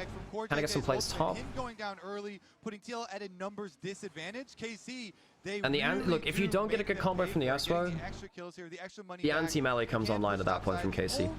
Although they should have consistent ways to get him into the fight. I'm very surprised that Liquid couldn't get themselves like a good knockup for the Yasuo though. Morgan already coming out with Quid. I don't know if they do this quite fast, and maybe they do. I mean, Jose is going to be able to put down the Rift Herald to try and help out. Could be a bit of a Battle Herald situation here. As they get the knockup onto Yahoo, is over his own wall, and it's actually not working out for him. And now the Rift Herald okay, Yahoo's alive. Yahoo's alive. Hang on, what? Yahoo's alive? That was from his own team. Oh, okay. And Team Liquid get the Dragon as well, though, an Infernal Soul point. What was Yahoo doing that far up, though? This series is weird, boys. I don't know what to I think Liquid just sweep this series at this rate. KC looks so... They're not recognizing when they're in danger. They don't recognize when they're in danger against this comp. I know you don't see Lee Sin Yasuo that often, but... Yeah. And Team Liquid retake control immediately. And now is Shelly going to get Dude, Jose is slaughtering this game. And again, against this kind of comp, Lee Sin with the gold is actually fine. I actually understand the comment about, well, you know, Lee Sin with kills is, you know, not good. comparative to having it onto like your Mal or whatever, but in this kind of game, Lee Sin just one-shots you. So, you know, I'm really gonna make I swear to God, this was meant to be the series which wasn't a 3-0, man. I'm a resort tourist. You know, I like to go to one place and have a good time. This was definitely a lot more moving around than I was ready for, but Shelly might like it. Yeah, but here you can see, like, KC just don't really have the damage. Kana's super late because he went to push in topside, and Yahoo walks up way too far. Jose with a I don't know why Yahoo's doing that. I think Yahoo's actually had a pretty okay tournament so far. He's probably the best performing member. But you've now got the rest of the team. No, maybe not the best performing member versus T1, but he was definitely one of the better ones, right? Because he was solo killing Falcon Faker. We really are a one-team region, aren't we? I think that EU's been fairly even at the top for the last year or two, right? So we've had KC, MKOI, G2 push each other for titles. Like last year, we had G2, KC, MKOI all win a title each. Regular season Vitality looked good, and obviously they fell apart. We had 5-game series between G2 and KC, 5-game series between G2 and MKOI. Obviously, KC haven't turned up well at this international, which is true. You can't argue against that. Oh, combos through. Dude, Yasuo Lee Sin is just not okay. And Corp died. He doesn't even die, yo! Oh my God, Jose. This guy is so good. Jose is way too good. Jose maybe still kills here. He probably still kills here, actually. Jesus. That's like an unofficial quadra. That is insanity. Like recent memory, my God, he's playing so well. Jose is playing so damn well. I'm not a fan. I'm not a fan. Not at all. Yeah. Hey, we're setting up for the reverse sweep. It's okay. And this is even with a good combo on to quit this understand off. Catching Yasuo's in side lanes, it's a tale as old as time. I mean, but like they have so many easy ways to get him into a fight. They tried to get the double combo from the Lee Sin kick, but even then, just having one is fine. Because the big thing about the Lee Sin, the Yasuo ult is that if it happens mid-combat, you get your passive back. You get your passive shield. So one of the most annoying things about Yasuo is that almost all of his outplays come from, you know, getting a thank you, Sam. Almost all of his outplays come from getting like a random second shield in a fight from his passive from mid-combat. Liquid are stomping through the Yasuo Lee Sin. Shoot. Yep, Jose's having him as well. Yep. Hell yeah. It's like it's 8 kill Lee Sin game. Well, the Yasuo's not here. The Yasuo here is here to make Yose look good, clearly. Yeah. It's this was like one of the release combos for Yasuo. We played like for the kick combo, and it's been really good. Even though KC play for like they're playing against 4 melees and they want to play anti-melee, they're just never getting that ability to, because there's either Orno or Lee Sin ult means that the fight is split and Yasuo's into melee range every time. As soon as he gets shield bow, I think it's really hard. Yeah. How's what's Onivia like into Yasuo? I feel like the wall can sometimes be a bit of a fake one, because there's the minions in the wrong place. You can kind of get through the storm and over the wall. It's okay into Yasuo 1v1, bad into Lee Sin Yasuo, because Lee Sin comes behind you can't stun both directions. Yeah. The wind wall can block your very slow moving stun projectile. Basically, it was an early pick Seraphine from KC, and then Mel got locked in, and they're like, oh, we can't lock in Ashe. So they lock in Ezreal Seraphine because they were afraid of that, because I think T1 traumatized them with the Mel. Yeah. And like that's been okay, but then it's basically been like, okay, well, they ended up with, so they picked bot lane and top lane first. They had the Rumble, Ezreal, Seraphine, and they were like, well, okay, what the hell do we do against Lee Sin? Well, we want to, I don't know, it's a mess. He just tried to pick up the order or just blew up the wall, and then invalidated the CC with the Bellows Breath. They burned like 6 cooldowns to try and stop. Oh, and there's Pantheon support as well. Oh, maybe dies, but I don't think it can. Oh, Quid dead, okay, alright. Quid didn't get ult either. This is actually okay. He got exhausted, I think. They also didn't get his ult off, even with the Dragon's Rage. Okay, alright, this is okay. The knockup's not enough, there's no damage to follow it. Okay, that'll do in terms of killing from Morgan that time, you can't get out. I don't think you're fighting for this. That's better. We've seen this a couple of times where Liquid don't get the kick onto the right target, don't get the Ornn onto the right target, and then Yasuo just gets kind of anti-melee. So what happened? Okay, so there was a really good flash from Kalist, I think, and there was an exhaust. even getting that good flash away from It was really Swift split because Core jumped in. Morgan, I don't think it was quite coordinated enough from TL because they opened up with the Ornn ult. Panther ult was not. It was like a second too late. It was pretty close on it, but the coordination wasn't quite there. Guess we'll see it again. So Quid's in a great spot. Yeah, but they don't get the best knockup onto him. So Kalisko's overall straight melee range of the Yasuo. You should be over, right? So the way flash away. He does have. Well, at that point, flash the damn knockup, mate. Yeah. If you flash the knockup, I think you're safe. I think actually, so I think at that point you get into a decent combo. I think basically you need to flash as the Yasuo. And Lee's also the one with all the gold, right? And Lee was nowhere near any of these plays. So it is something back and a little bit of time ball. Lee Sin doesn't die at least with the shutdown. Basically because it's a really squishy comp, Lee Sin just kills the first target if he gets onto them. Yeah, and they do deny Soul, but they don't get Baron, so it's still not like. I think if KC had been able to turn that into Baron as well, we might be having a different conversation. Also, I think this is now 2 games in a row and a couple series over the last couple days as well, where I am increasingly uncertain about where KC are putting their priorities in draft. I think they have been really freaked out by major spot lane, which hasn't really been a huge thing in LEC. Not huge. I don't think if anyone's played it. Well, there's been some zigs. Yeah, and I think things like the Mel coming out and ruining a lot of top tier combos is a problem. I think the zigs are still there. I think there's a number of other picks that have been haunting around there. I think everyone see the Soup tournament. Like we've seen some Yasuo bot. I know that's the NA versus Korea. Yeah, and like don't get me wrong, it's obviously a bit more of a fun tournament, people doing some more fun things. But the point is, I do think there's more viable bot than sometimes people have given credit for, and I think that's freaking people out. I think we are seeing an attempt to give Busio a lot of early priority in draft, and I feel like Liquid have just been ready for it, or they've gone, great, well, we'll take Ori Nocturne. That sounds really straightforward. I think KC aren't seeing draft traps very well. Like the Mel, early lock in when the Seraphine's there. They basically just lock the Mel in after immediately seeing the Seraphine, and they're like, oh, we don't know what to do. Like, if your first pick can be invalidated by one other pick, or like at least throw you off your draft to that extent, you're probably not in a good spot. Because KC's drafting's been one of their weaker points. Ooh. Not bad, actually. Again, at least KC are in touching distance now. I think they've got good scaling. Again, between Rumble and Jarvan and Onivia, like you've got a sweet and sour hot pot for the gods there. No one's coming to help him. He might just be dead, you know. Yeah. They don't want to open up the ult. No extra play from TL. They don't go towards Baron either. Okay, good pick off. Liquid have had some really weird mid-game throws across like a couple series now. Why was Morgan there? Was he just roaming mid for a play? Presumably he wanted to get into position for a flank ult. Pushes out top, so there isn't an option for 2 of the turrets. Now one of the big problems is because he's dropping off of waves, he's losing XP to give his teammates items. Starting to cost them.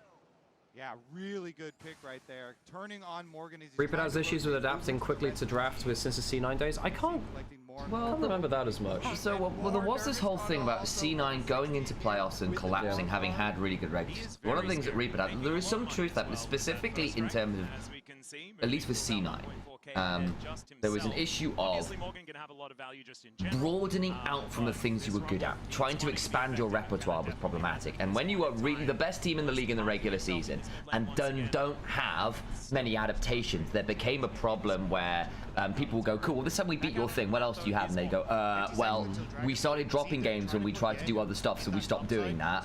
And now we've got, well, nothing. And so they'd be a little bit too narrow as teams. So there's some truth, and particularly in best of fives, right, where that became more problematic. I don't think that's been quite as true with KC, though they've had a few high-profile fumbles later on into playoffs, I grant you. It's not bad from Mjolnir, actually.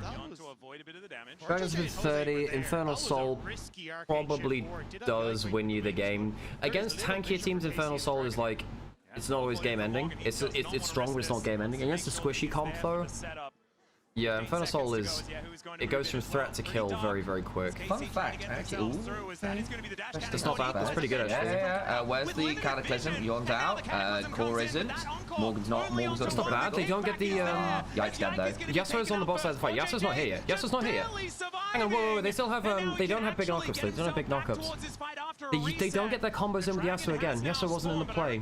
I feel like Liquid's positioning's been just a little bit too split. They've just not actually been grouped properly. So I know you're looking for flanks and stuff, I understand. But And especially against like Seraphine and Nivea, you kind of need to. but you've got to. But then you've got to get your spacing right. Guys, you can't leave Dragon. Guys, you can't leave Dragon. What are we doing? They're trying to like threaten Baron. Because their jungler's dead, they want to just buy time, but they want to leash Dragon to delay it a bit. Maybe trying to get onto Morgan as well. You don't have any of your ults, you have no ults. And then because Yasuo can stack up his Q on Dragon, you're afraid of not, because you just give him soul for free, man. So frustrating. It's going to be a 3-0 again, isn't it?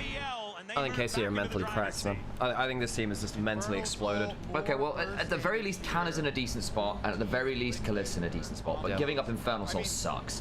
I was going to say, fun fact, that I think Infernal Soul actually has the lowest win rate of any soul in solo queue. Really? Yeah, it's weird, you wouldn't expect it, but I think basically it's just more AoE damage. Hilariously, people get really overconfident with it, I think. Right. And against it, sometimes like if you're far enough ahead to get soul, you're killing people anyway. That's not the issue. I mean, the win rate's still like significant. It's still significantly higher. Oh, do I didn't forget about your compliment, by the way. Sorry, we just lost in the track of things.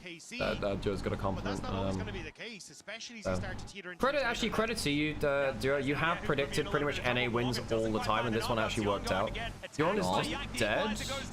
Oh, good combo, very good combo. Oh boy, and I think on Corp on top of Kalista, Kalista at like no HP. Which just doesn't take damage. Oh, lovely Jose. It is alive, but okay, well, you killed off your jungle top for bot lane. That's not that bad for KC, actually. I thought that Kalista would die. He still got flash, actually. Surprised that Quid didn't die. But I guess Shilbo plus passive twice. Jose just also broke Canna's ankles, which is a bit frustrating. What did you earn for that? Well, Yarn is still a Mel with no flash, which is sucky. Quid's got no flash, also sucky. But you now no longer have a flash on the Rumble. I think that's probably okay for KC, actually, the more I look at this. Look at this again. You still have flash on Ezreal, so it's fine. Yeah. That's not bad from Yahoo, actually. I thought he was caught by that solar snare, I'm not gonna lie. So it's caught by the knockup from Ornn as well, pretty close. Yeah, Seraphine, this was called out by someone in chat earlier actually, where Seraphine is just very unlikely to get value against such an omnidirectional team fight, really. Yeah. I mean, Onivia Seraphine, yeah, but I guess when you're playing support Seraphine, most of the time I'm probably looking for the big ult side. Well, yeah, I mean, the best players of Seraphine are the ones who've been getting off the crazy ults. That's what I hear. Onivia. Yeah, they've given it. Yasuo's ult kind of the clump range is surprisingly forgiving. Yeah. I mean, they're also looking at Jose on Lee. I mean, rightly so. This is the champion I always knew him for. He basically says, sorry, I'll go. So he basically says he'll play it in any situation. So well, yeah. Kind of crazy. I mean, again, I call out to the Peter Dunn comment, which goes something on the lines of Lee Sin is one of the very few champions that scales with skill. Like again, it gets harder to execute Lee Sin later on in the game, but if you are good at Lee Sin, then you can still do it. People like Canyon, people like Jose have got that kind of like sixth sense about how to navigate a team fight on this damn champion. And Death's Dance is silly, Sunder Sky is silly, with Ornn upgrade as well. I mean, like, look at these dueling items. Why do we never see Seraphine mid? We used to see it a lot in 2021, and then she got changed a bunch because basically support players enjoyed her playing her more than mid laners. So they ended up eventually just breaking the champion's balance into being support rather than carry. She is very good as bot lane APC. I think her cooldowns are a little too long. That's not bad actually. You're on no flash. He's probably just dead at Mel problems. Okay, stopwatch. Quid's looking for the ult. Okay, there's the Lee Sin Yasuo combo. Yeah, Lee Sin Yasuo, man. Did get you on finally, but it just takes too long. It just takes too long. Jarvan's gonna have combo back up again. Corny, be careful actually. Yeah, he's wisely staying away. Is off. Good for him. Lee Sin Yasuo, man. Yeah, Yeah. I'm a fan of Liquid coming in here with a very different looking draft. Hell, Pantheon support flex, the Mel bot roll flex, bring in a Yasuo. Like, this is a fun draft, and they are playing it well. I don't think KC have kind of read it well. One thing which people don't always respect about Lee Sin Yasuo is that when Lee Sin gets the kick, Yasuo insta-Rs. Basically, you cancel the kick. You watch this there. You cancel the kick displacement, which means that you're actually melee range of Lee Sin still. So he kicks you for the damage, so you still get the damage from it, but then he just gets to auto attack you like twice in the duration of it. Normally you have to like follow with your Q, right? You don't actually have to. You can hold your Q, and again that also then does things like gets your execute threshold and Q to a more dangerous point because your Q scales with a lower HP. Actually, how did Kalista get into that spot in the first? I guess he just wanted to kill Yorn, but how did that go that badly? I think it's core again, but forget I might be wrong. I don't know how Kalista got like. Oh no, Kalista was fine. But the thing is, like, this isn't the KC we saw domestically. Like, they wouldn't like panic engage or overextend. He's there, okay. He's trying to jump onto Yorn. Oh, he gets caught by Cells now. Oh, he gets hit by Q. Sorry, I thought it was Q. I thought it was Camel. Oh yeah, sorry. Okay, he uses off. Oh, he doesn't. 1 for 1? Oh, Lee Sin's in. Oh, Jordan, good stopwatch, Yahoo. It's not gonna matter. Got GA. Oh man, alive. He's just dropped a 12 kill Lee Sin game on KC. He's just dropped a 12 kill Lee Sin game on Lee. Lee Sin, that's insane. Jesus.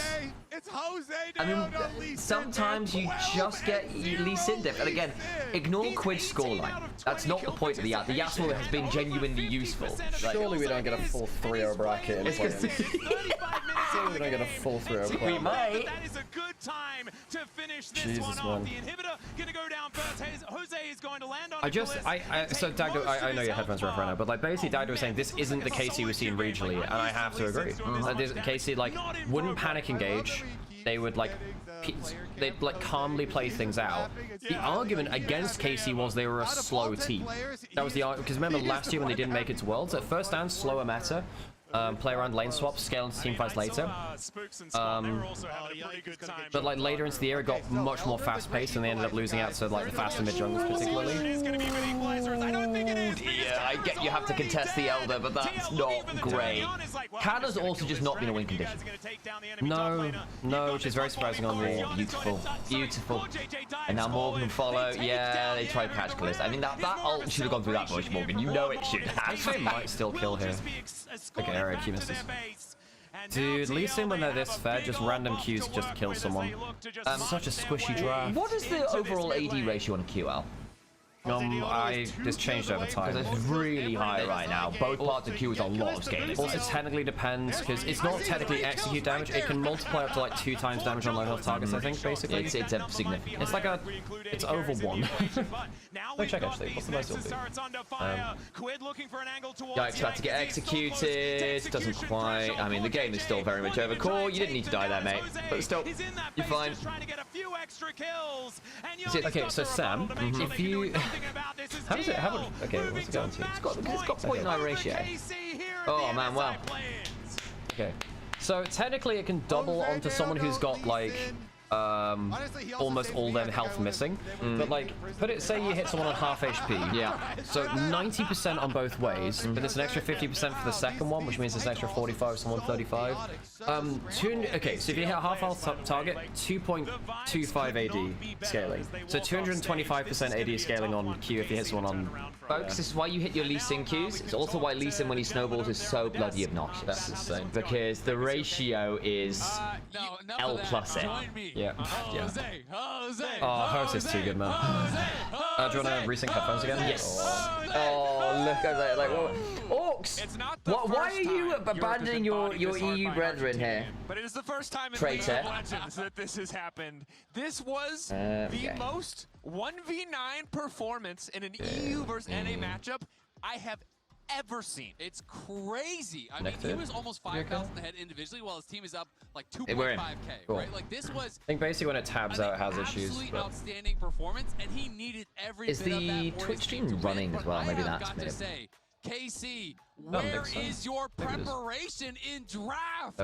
When we were seeing this let through in draft, I was saying to Dracos the whole time, Well, this is Jose's. I'll make sure I don't tab out to the YouTube video, which is talking about Uma scenarios, and unless you really want to learn about the new throne card, which is only good for like 1 CM. It's like the best. The thing about one of the cards which released for Uma is basically it's so good on this scenario, but it's only available for like 1 champions meeting on that scenario, and then it's gone. So it's like if that had released at the start of the scenario, game breaking. Because it releases now, it's only if you have like 500 quid to spare. Well, not that much, but if you have like drop rolls, a lot of money. Strategy to deal with it wasn't there. They didn't have that ability to shut him down. Orcs is LCK there for it. Well, Orcs was obviously he's like he's a UK national and he cast in UKLC. Never cast LEC, sadly for him. But he was also on a main master. Main Masters lot, yeah. He was LPL as well for a long time. LPL was like his really big casting gig, and then he got off LCK from that. Was also a pro player, pro support. Yeah. Played for was it Eminem? I want to say no, maybe not Eminem actually, but yeah, he played in UKLC. Yeah. Sorry, Dan, I don't remember your pro career, mate. This is a big problem if it goes through. And the worst part. Dude, I can't believe that KC have just like... The problem is, like, I wouldn't have minded this if KC had turned up and played their game. But it feels like KC have just panicked. I feel like they've not drafted well. I think that they've... Yeah, they panicked and drafted a ton. And I don't think they've realized what they need to do in game. No, yeah. And again, like... It's things like Rise Camille is a good combo. I'm happy to see it being played. I'm excited to see it being played. I am enjoying watching those kind of combos played.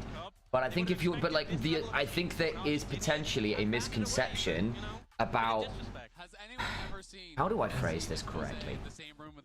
I think there is a legitimate misconception about an assumption that this beats all, and I don't think there is a draft at the minute in League of Legends with the way things are working that beats all. You have got to be considerate of what other enemy teams are doing. T1 get away with it, guys. Please don't take T1's drafts as a win condition. I'd say a great example was that dive comp they did into the anti-dive comp, the game one of the tournament. Yeah. Where it's like, okay, look, this comp makes sense if there is no enemy team to play against, but you give up an R5 Poppy, like, and it still works because you're very good.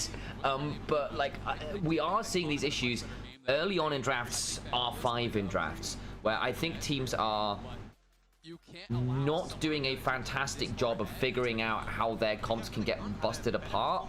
Or giving up combos like why are we giving up Orianna Nocturne? Like I know Orianna is nerfed, but Orianna Nocturne will still be very, very potent and easier to play. And then it's like at bare minimum, the thing we'll try to ask from teams is if you're gonna give up, if you're gonna be trading strengths in different areas of the game, don't then play into your enemy's strengths.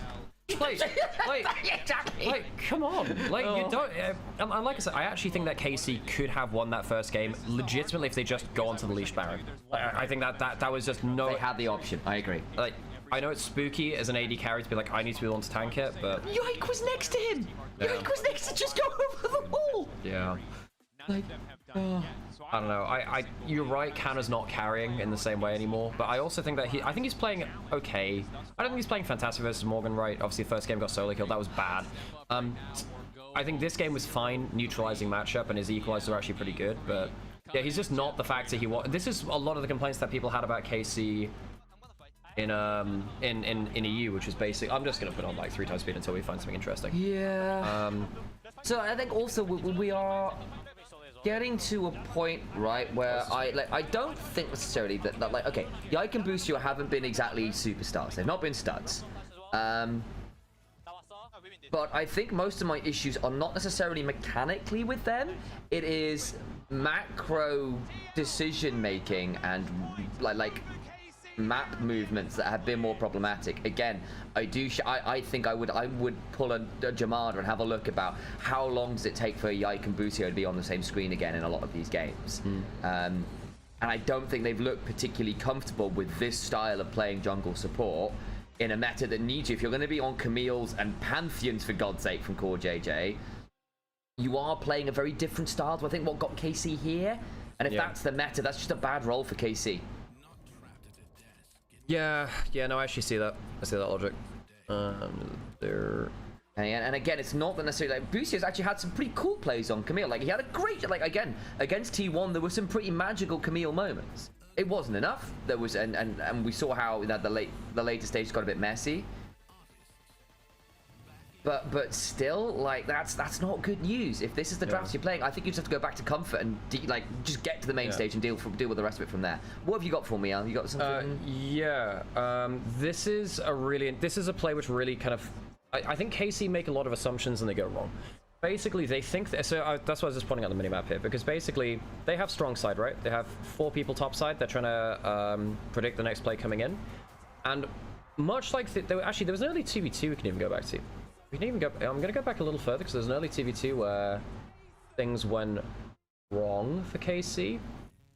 This it? No, it even happens before. It's really early on, actually. Really early on. Yeah, this is it. Basically, we'll watch it from the replay in here. Basically, they think they've got a 3v2. Yike goes for a flip, thinking his lanes will be there without realizing. So yeah. We'll watch this, right? So basically, Yike thinks that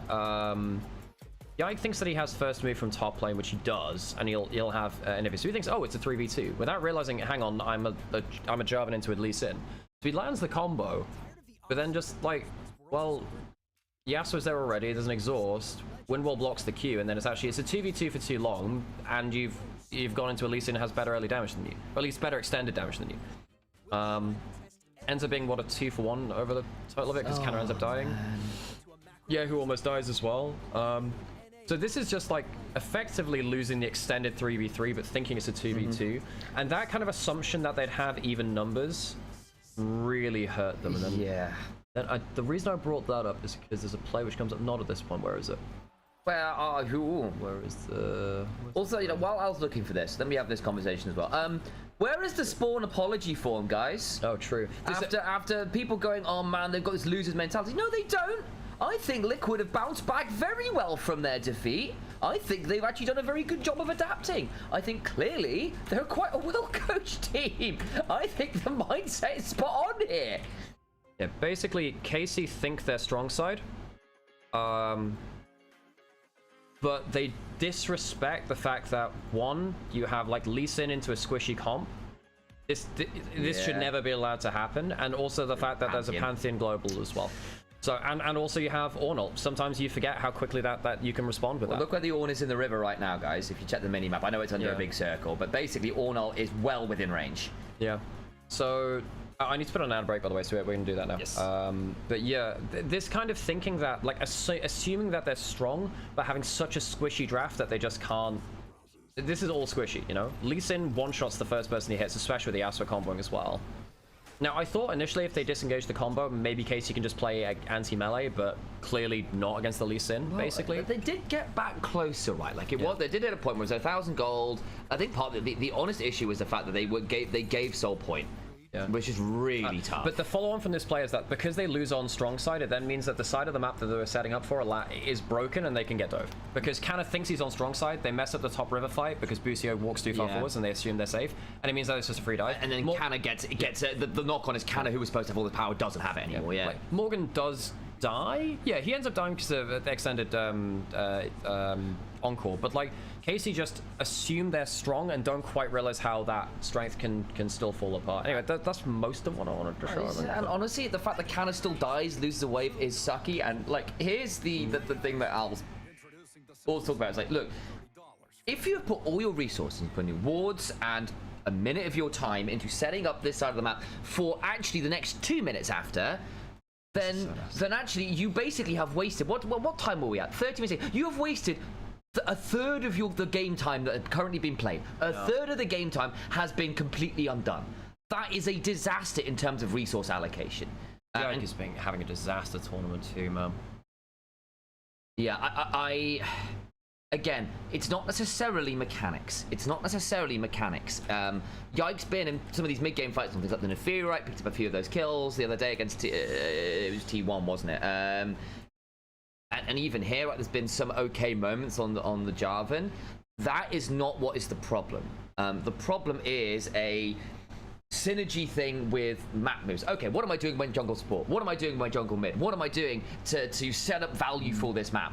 And those moments that aren't in the skirmishes, aren't on screen, that are the fundamental, foundation firmament stuff of League, aren't being done correctly, or aren't being done in the way that KC want to do them with these drafts. And it ain't pretty. That kind of fight there, because basically what happens is Yahoo's winning side lane versus Quid. Lee Sin hops around onto bot side, and he just straight runs bot over vision. Jarvan's 20 seconds off it.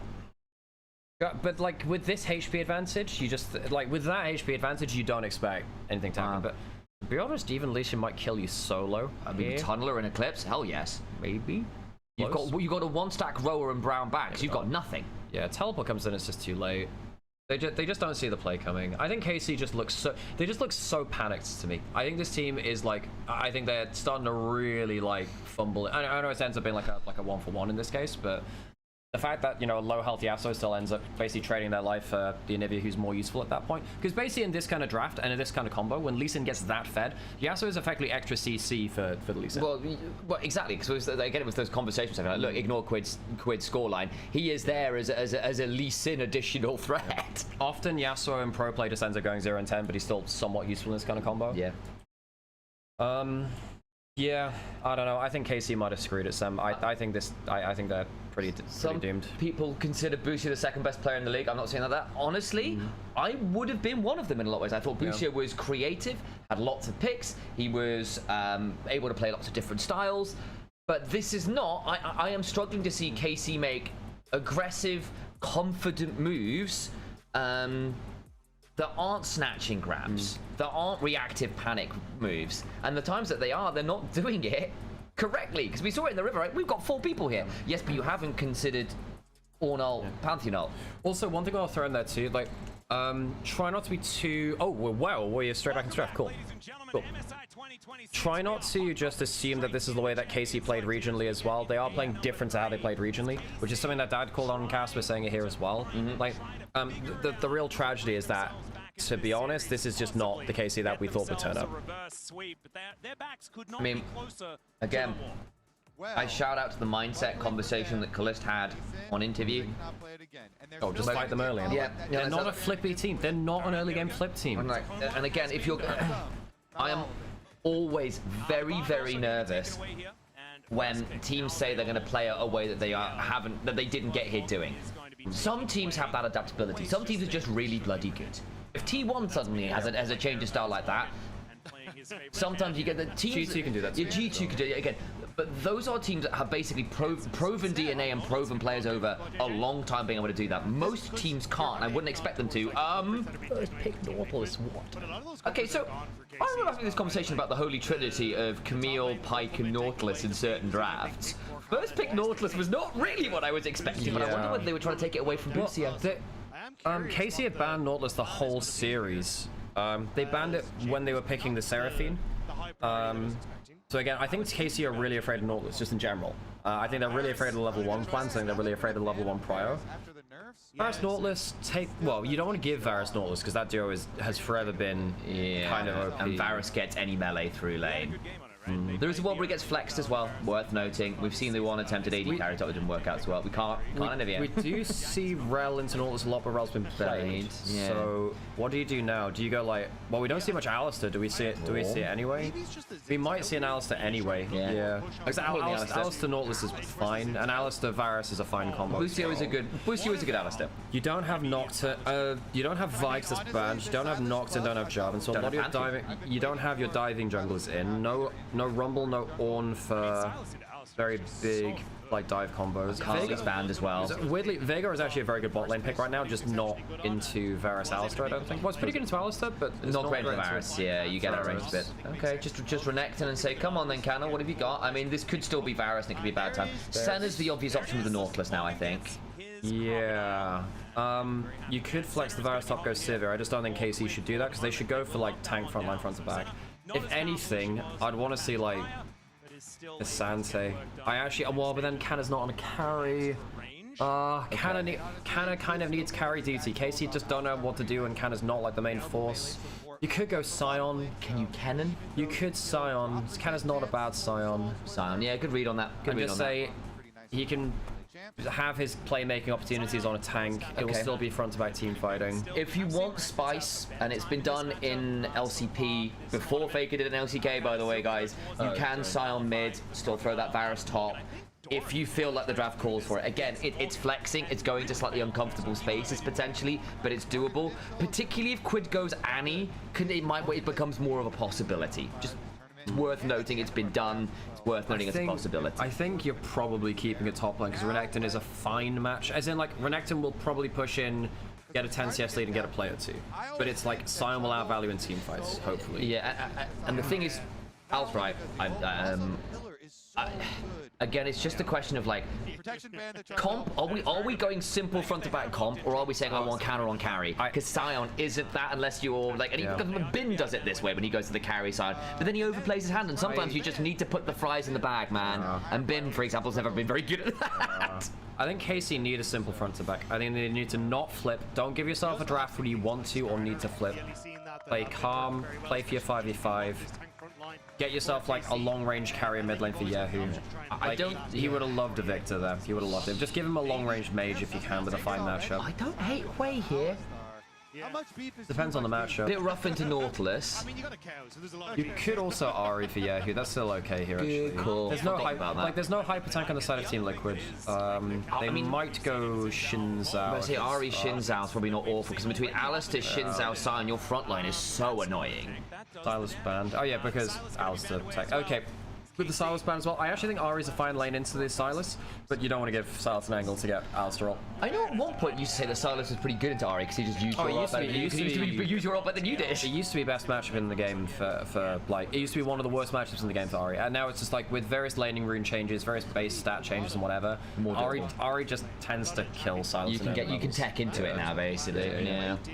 You can either go like aerial death by touch and then Silas just Syndra would also have been good here because again Syndra Varus always been a good combo because your non-committal long-range pick is good. KC were just looking for like a long-range mage. Now Talia's not long-range but has enough range to make it. Oh, she's a poke mage, Al.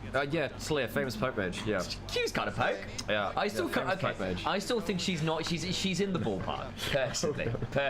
No. She's not a Ziggs. We're not doing this on stream again. No.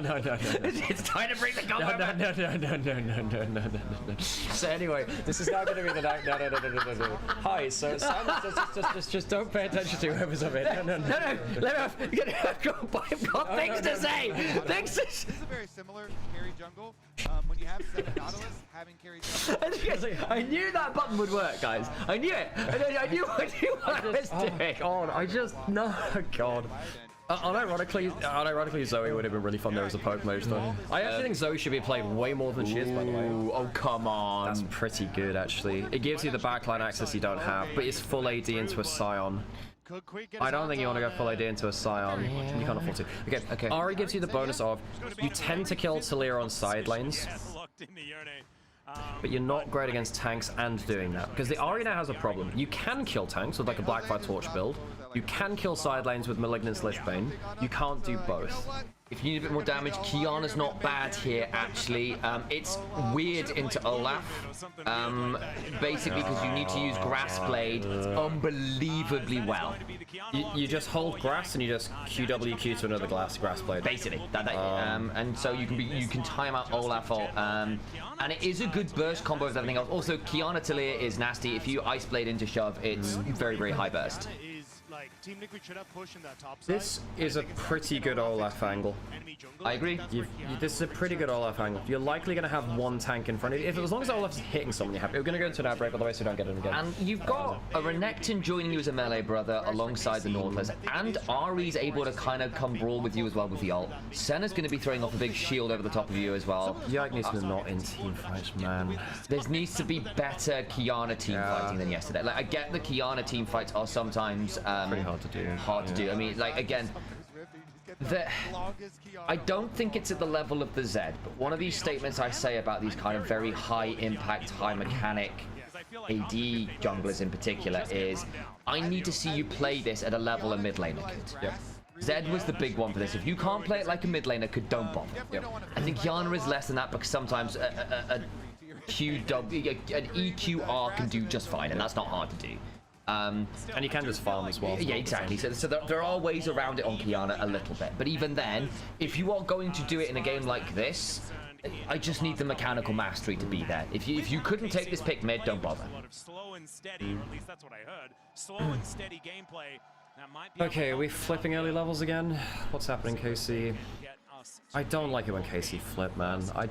Yike has just not looked good, has he? When we have seen Busio the No, longest, and again, more about getting I out do of want the to stages very caveat this because yes, he's played poor. Just a quick point, because we might see Sion help with a leash on Kiana. No, not this time. Because we saw there's actually a ward on Krugs. See, this is an irregular level 1 ward. Now this is quite important. Level 1 wards are really important for jungle pathing. You don't see wards on Krugs like that. So you're gonna get really good info on Kiana's clear here. Yeah, exactly. Kobe's pointing out you don't see wards like that very often. How's my volume on stream? Ari in the game. Vendetta is Riftbound's next set. Gentlemen, it's arriving on July. I'm excited for Vendetta. We're also getting Evelyn as a legend. Wait, was that a new Ari card? Yeah. Oh yeah, they're actually revealing Riftbound cards on stream, by the way. I'm quite excited. Oh yeah, and by the way, if you missed it, by the way, I pulled a 700 euro Misfortune legend on my birthday. So cool. Oh, by the way, thank you for the happy birthday message just a couple of days ago. It's very kind of all. But yeah, basically, yeah, I pulled a 700 over number signature Misfortune legend. The TCG pulls legitimately went over $1,000.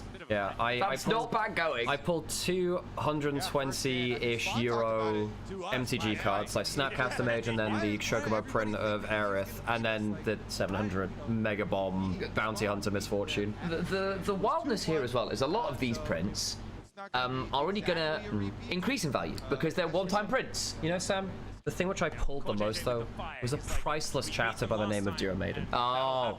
You don't just need to redeem it from Would do that anyway. Truly priceless. Rip that compliment. There we go. second chance if we lose. Told you I didn't forget about it. I don't think you're going to get to finals. Well, That's not KC, But yeah, Sam also got me the launch exclusive RE card as well, so there's actually a little badge on there that won't focus onto it. Yeah. we are going to have a look at all three of the Yeah, levels. that's so Al's just got Eventually. various Come crazy. on. Okay, it's not going to focus. Anyway, it's there. Launch exclusive one. Morgan got the Okay, I just want KC to take it slow and go into team fight, Sam. If they can't do that, like, it feels like they just can't hold their nerve anymore. They're panic engaging, they're flipping, and that's just not what they're good at. No, know thyself, the Kira-ism.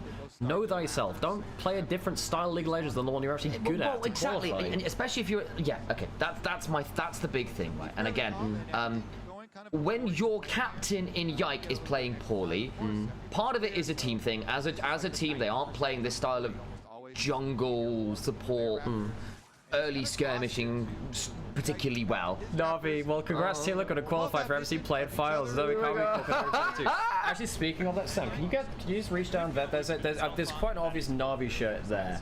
Yes, I see. Yeah, give us it. So basically, Navi reached out and asked if I wanted a jersey, and I did. So I now have a Navi jersey. That's clean. Yeah, I got a Navi jersey. It's really cool. It's really cool. I like the pattern on the side. Thank you for the follow, bisexual. They also have like all of their like trophies there as well. That's Still on the cool. jersey. Yeah. Navi is fun org. They are. I really like Navi. They're cool. So I count this as a birthday present from Navi. So, you know, Navi are the only team to give me a birthday present. So now I'm obviously Navi till I die. Now. Yeah. Yeah. G2 DM, check DMs, what more? No. Yeah. No, like I joke with G2, but like, don't dump us, you know. Yeah, we're gonna see if we can stream from G2 location later into the tournament. We'll see. Obviously, like at this point, you're not gonna get people coming in at 5 a.m. for games, folks. It's not fair to like get staff to open up at like 4 a.m. No, so we're not doing that. So we just do it from here. Yeah. No, that's a really cool jersey. I mean, like, I like all of the G2 jerseys right now. And all of the LEC jerseys, rather. Like, I said G2. But, like, all of the LEC jerseys are pretty cool. I like them. Did you see the G2 One Piece collection as well? Really cool. Yeah, they've had some really cool collabs. Yeah, no, they've got some very cool links with some really cool Japanese companies and kind of like merch people. So they're allowed to do some very cool collaborations. Like they did like a manga collaboration stuff as well, I think, which is pretty good fun. G2 owns the LEC, so it's the same now? Exactly. Yeah, no, slip of the tongue, but really it's just Freudian slip. Boy. We say this every time, but a couple notes on the Senna has gone Inspiration Secondary to get Jack of all trades. I'm assuming it's Jack of all trades if you got Inspiration. Basically because it gives you way more value out of the door in terms. Senna abuses stats very well to begin with, but having more ability haste on Senna is ridiculously good because it means more Qs, which means more souls, which means you do more things. So please consider doing this. If you're going to run Doran's Helm first on Senna, do it with Jack of all trades. Thank you. Fun fact for you, Vermoon, by the way, saying that, you know, samurai look good in black and white. The traditional samurai color is a deep blue. Is it really? Yeah. That's why the Japanese football jersey is blue, not like any like red and white on the country's flag or anything. So yeah, the dye which they use for most common clothing in like the 1300s or whatever onwards was blue. Yeah. Fun fact as well, any New Zealand national team, if it's a gaming one, is the E-Blacks, not the All Blacks. Oh really? Yeah, they call themselves the E-Blacks, which I think is very cool. That's really fun. Because obviously the All Blacks is the title for the New Zealand rugby team, which has been considered the greatest basically ever. They're just the best at rugby. The New Zealand All Blacks are arguably the greatest sporting team of all time. They are monsters. Partly because rugby is such a highly contested game internationally, because you have like incredibly strong sporting countries like, you know, Australia, South Africa, England, France. I mean, Wales, I'd love to say, but they don't have the population slash the monetary kind of. But they've definitely had points where they've been able to fight with those guys and win games pretty consistently there. Yeah.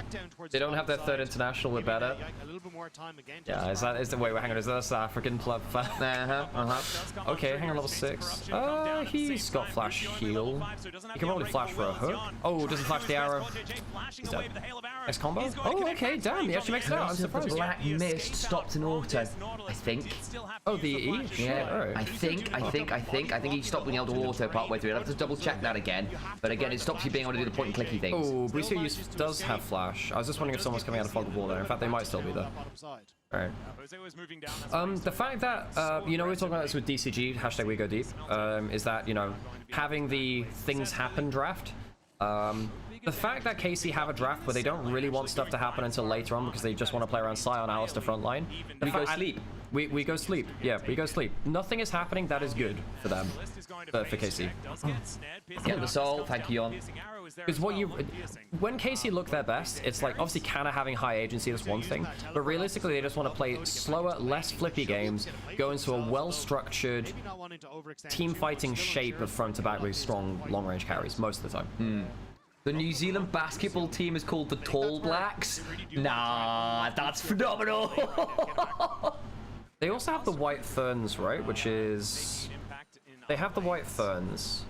In fact, actually, you know that there's been growing like sentiment to change the New Zealand flag to the basically the All Blacks kind of you know the white fern on the black background, rather than having like the old kind of like colonials the flag pretty much. Some growing sentiment of that anyway. Although there was that one fan submission one with like the kiwi bird with like laser eyes. Yeah. What are the nerfs? What is center stacks at 10 and 20 now? It should still be around 60 at 20, really. Although if you're losing lane, it tends to drop. Yeah. Don't drop the soul. Oh, Yon didn't get the soul. I saw that. He did get the double tap on Scion, so it makes up for it basically. Canna's doing more than fine as Morgan. Yike's got a really good dive angle here. Nice flash needed. Doesn't matter. Oh, hang on, that Dawning Shadow Shield was nearly nice. Man, I don't. You know what? Hang on, no, Ari's here. They can play this. Yeah, he's got Elixir of Wrath, so he's actually got these. He's got Mrs. First Ult Charge. He's back. Shield time. Okay, yeah, okay, it's fine. They have this. Okay, it's spooky actually. Shut down, by the way. And he does have Dark Seal there too, so he gets 2 Dark Seal stacks. So Quid's going Burst Ari, by the way. I think he might go Black Cleat. No, he might go Black Torch still. Jose's here. Yeah, melee range with him. Might get Morgan anyway because of the Q off. Oh my god. And they get Boost here as well. Oh. Olaf's got kills. That's a problem. So it is very possible as Olaf to oversend into an Alistair. We saw that from Monkey in playoffs. But again, you've got to remember that Alistair ult means very little to an Olaf because he has true damage on his reckless swings. Oh, he flashes the wall. That's insane. Wait. How does Cullis get caught with us? Just get flashed on. I thought that Morgan had already flashed. No, he flashed. Okay, right. I don't have the spectator bug now. It's one of those weird flash things. I'm pretty sure. That's really bad news for KC because not just because they give kills, right? Strategically though, this game may come down to stat checking the Olaf at points. okay? Because and maybe the Yon also, Renekton as well. had to use With the his center over the top, the stat check is already a little bit rough. for this Kiana to attack. You saw how, you know, If you effective die Rex on the was Varus and you give kills to the Bruisers, that might actually end up losing your team fight. Now, I think KC still function very well in a front-to-back 5v5, but I'm quite worried that you kind of get stat checked. He's going Hexplate first batch in the bot lane. You called this out the other day, right? You want to see more Hexplate Varus bot lane. Yeah. We are seeing it here. And I think it makes sense because you want the extra HP. Yeah. And I'm just because I think the Pope variant is just not good enough anymore. And if you can't play standard on hit because it's too squishy, then go for the one that is like abusing every other lane. But it's not Shiv, which is really, really good right now. Yeah, I agree. No, you're not wrong. I'd say Blascon's over. Yo, okay. Okay. Doesn't get Dragon. Who's dead Talon? Yeah, he gets to ult. Can he flash out? Does he use the top lane? Yeah, wait, they're gonna go look for this anyway. Okay. Hang on, not bad from Yon over the wall actually with the double Q. Arrow? Misses the arrow. Core's coming. This gets spicy, Is guys. Renekton gonna TP? Both? How the hell did Casey not manage to finish that off in the pit? That's insane. Gonna give this out. Quinn Yon had a really good. Oh, Jose's almost alive. Oh, he toughed it out. I was okay. Busu got ult, so probably now gets spicy. Quid doesn't actually have a way out. Yon might still get. Oh, good charm on the Q. He's got flash. Yeah. Look at, oh man, that was nearly T-Law getting away with murder. I don't know how they didn't give up more than one kill. Hang on a second. Actually, this kid. Oh no, there's no flash on Yon. Okay, no. Neither kind of quote-unquote top laner teleported in because they had Renekton and Talia there in top lane the whole time. Yeah. Olaf in the pit. You're like, okay, So like the fact that Jose nearly got away with that is ridiculous. I mean, credit to. Oh, teleport. Can I no flash, no ult? He's dead, no? Because he just eat through the wave. Morgan making his way in as the ruthless predator should be able to sink his fangs in. Very nice. And they get Dark Seal stacks. And by the way, this is Blackfire Torch and Quid, so he actually wants to go a bit more frontline damage. That's actually fine, and he gets himself Dark Seal as well, you're right. With the Fairy Charm infantry, I think that's Lichbane. That built into Sheen, doesn't it? Yeah, I don't. Yeah, in this game though. He's doing a good job of trying to buy space. You got Funk back. I mean, Lichbane is best second damage item, but it's not great against Sun. Well, it's okay versus Sun, but it's not fantastic. You might go for like a Cosmic Drive second or something like that, just because Ari players do that kind of thing. But it got so dodgy. Quid played that pretty close to the edge. Yeah, I mean, also, so I mean, to be fair, Liquid playing with confidence. That was the fact that they nearly outplayed that is kind of wild. Yeah. At the very least for KC here, they've got 2 dragons. The game is with, you know, it's even gold. You're kind of okay with that. Some of the plays have gone wrong on screen, if you see what I mean. But they are still doing kind of fine. It's like, yeah, who's up 20 CS? Canada's going to be just fine. He's got the unending despair first. You know, you'll be okay here. You just can't afford to have more plays go wrong. Yeah, I don't know if Casey's backline can disengage effectively if Jose gets really fed. I know he's behind a little bit of gold, but he's actually not, like, bad in this game, right? Yeah. It's more just that, yeah, I picked up the extra kill. Morgan's also scary as hell. I mean, Quid was also, like, in that play, right, was, yeah, who just sent the whole time side laning, right? That's where the majority of that difference has come from. You might just have said that, and I might just have completely... I blanked on that again. Yeah, that's fine then. Don't worry Yone's about going for... Yone's going Muramana second. I think Muramana Center always feels pretty good to play. Like, it just means that you get to spell sling for forever, really. Where's Yorn at? The souls aren't awful here, but once you get static shift, the soul count speed does increase fairly significantly. Yeah. I think should get 60 at 20, which is kind of the breakpoint I want to see. Again, if you want to see the best center stacking in the world, go watch Leave. He has 90 at 20. Pretty much can... He does it regularly on whatever stacking champion. It's kind of insane, actually. Yep, that and Smolder. Yep. Those are the two which we really see it on. Sometimes when he loses lane, it drops a bit. Well, yeah, when you lose lane, it drops, but yeah. But he still gets 60 even in losing lanes, which is kind of wild. That's the thing that is kind of quite impressive, is it doesn't matter the game. If he's ahead of the game, it's mental. If he's behind the game, it's still good. By the way, if Quid goes like... If he manages to get like Magi's Lichbane in this game with the Blackfire Torch, he is insanely, insanely strong. Because the move speed against the Bruisers means they can never close you down quickly enough. You just get to walk out of the follow-up combo. The only thing which kills you then at that point is like random flicks from Talia or like flash combos from Kiana. And they shouldn't be able to get that for free, really. Is that going to be a soul pickup? Oh, Yon's not. Yon's not greedy for it. Oh, can Yon back in the engage? This is okay. I mean, Jose's in melee. Jose's in melee. Oh, It's fine. Kalis just... Okay, I'm going to put this out there. Busio thought he had a pick, and Kalis then didn't realize it was other people around. It's off. Oh, they body blocked the Scion ult as well. Oh, no. And Jose's still running at Yike. And they... Yeah, I mean, that's just dead. Well, Yike ulted Jose because his ult ran off and they just lost the DPS check after. I mean, you do. Quid gets another kill, so he's on 6 Dark Seal stacks. I would actually Medjai's next item. I don't think there's that much threat onto you. I actually think this is a good second item Medjai's game. By the way, this is just a thing for RE players in general. If there's not that much threat onto you and you've had a clean early game, just go to be on Medjai second. It means you just become a win condition very quickly. So Busio keeps up the Hex line, and I'm going to put this out there. They just don't rate what Core's going to do. Core just blind hooks the Varus. The Olaf just gets to run at him, and basically, because Busio's like, I can get on top of Yon here. He shouldn't be standing there. It's like, well, Olaf? Very good shot. That doesn't matter really. I mean, technically wasn't blind hooks who's in the bush, right? No, well, yeah. But he was out of vision. Sorry, yeah. So that's what I meant. Like, it wasn't blind hook's the wrong phrase. He just gets to not blind, like just straight up hook. I think is what I'm going for. Like it's not a hard hook. It's a dry hook. That's the term we're looking for. Thank you. Dry hook, where it's just like no setup. Yeah, just raw hooks him. Raw dogs him.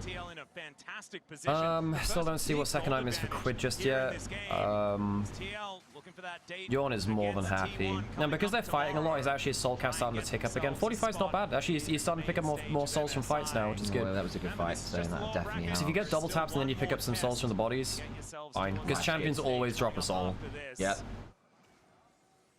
Pick'ems are in. I can't remember. Yeah, I can't remember. I haven't done pick'ems. I just completely forgot. Yeah. Now you're going to have to enter into the dragon area here versus TL, who are ready. It's a pretty wet hook when the ADC just stands in your face. That's kind of what I mean. But there was no addition. You didn't have to dive very far for it, did you? It's dry. It's still on land. Do you have dragon advantage? And I did think that would be big. But the problem is that oh, hang on. Ari's died. Ari's died. Okay, all right.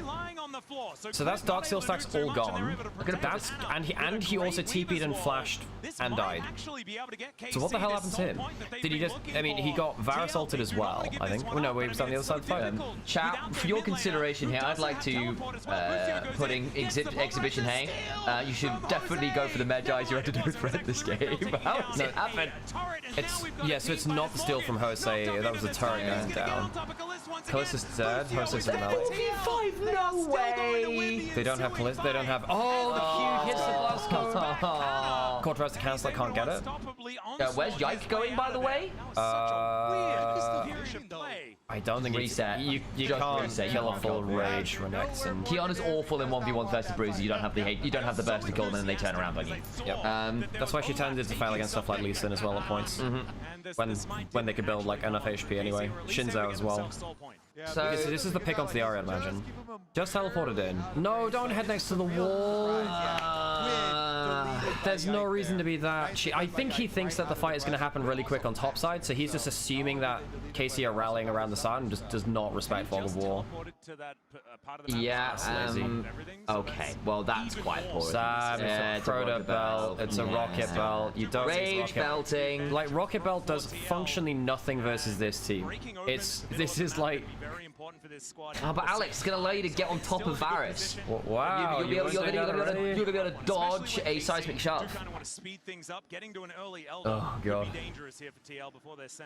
The problem with Kalista in the front line is that this front line doesn't stop the Olaf. Because the way that you stop an Olaf is you force his ult early, which I suppose you can do, but not on a long enough range here, or you kill him. This front line is not killing the Olaf in any sense of the word. Sometimes stuff like Zarhen can do that, where he does enough damage. Renekton can sometimes too as well, but not this kind of thing. Yeah, and like you do have kind of enough poke from something like a Varus and Talia to potentially force the ult out early, but like that feels pretty rough. Kind of, ults to stop him.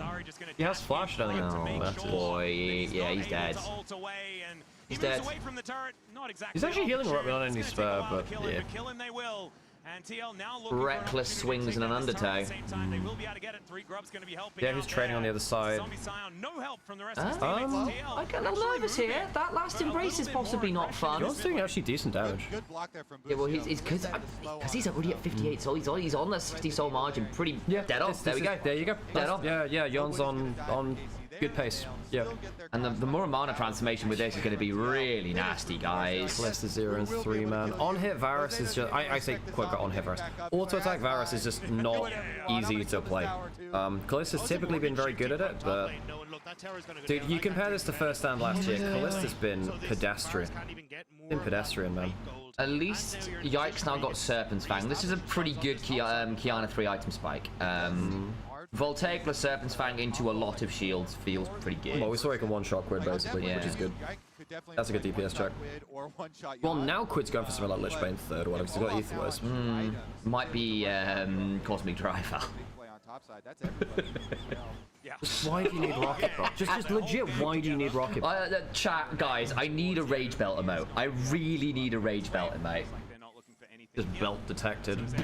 Belt detected. Or just rocket, but just the Rocket Belt icon shaking with like detected. They just want to kill someone. Yeah. If he could even get someone's summoner spell right now, it'd be a really big win, because a minute on the dragon. Yeah, Yike is going to get pushed away though, as there are a lot of TL members moving on over. They have dropped vision towards that top side, so the counter Baron is not... I forget pros have a Rocket Belt additional roll miss. It's particularly egregious on Ahri unless you need it for early HP, which you don't in this game, I don't think. Not really, because it drops your damage too much. Or you need it to break a spell shield for specific interactions, like you need to kill like a Sivir in specific ways or whatever. Getting all the vision you want, denying KC and the access to river, and if no, you just don't need it. In this game, I mean, this is not even a bad Leandry's game too. You can actually go Leandry's this game too if you wanted HP. I think that TL should make the call. And it would be better than Rocket Belt for that odd ends. Blame Chovy? Maybe. Kind of, yes. Yeah. Muramana's completed for Yon. Very happy with that. This is a very good center angle, by the way. Because basically, you have one ability down in the background, but you have like a flash Kiana, flash Alistair sometimes, and I don't even think... Now he's got Rage Blade, so now it's definitely... Yeah, okay, Rage Blade, yeah, Kobe just pointed that out. Rage Blade for Calist. We do have a couple for Yon also put together, though, as the Manamune has... Kobe, right? Who did I say? Kobe. Oh, I meant to say Kobe. Well, that was a mispronunciation. Yeah. Kobe. In the north. He's also a good friend of ours, Kobe. Yeah, Kobe's cool. I might also have misheard, to be fair, is the other thing it could have been. So it might just have been me. Yeah. Oh, that's not bad from Yike, but it only gets the Nautilus. Yon flashes out. That's like your one backline access, man. Good charm, but it's onto Nautilus. Oh, sorry, shit, no, it's not. It's not the Varus. I saw one character model. Yo, it's a 3-0. It's a 3-0. Where's the Hillary Clinton tweet, guys? Dude, yeah. Oh, God. Not like this. Okay. So, I'm not gonna lie, everyone but KC's solo laners has had a nightmare. Double teleport onto Quid, he doesn't... Okay, they kill Quid, but at what cost? then gets the route on towards Calista as well, as who wants to fight against Quid? He do be dead here. Yeah, Busio does make his way forward. Nana's here as well. Nice Rocket Belt nerd.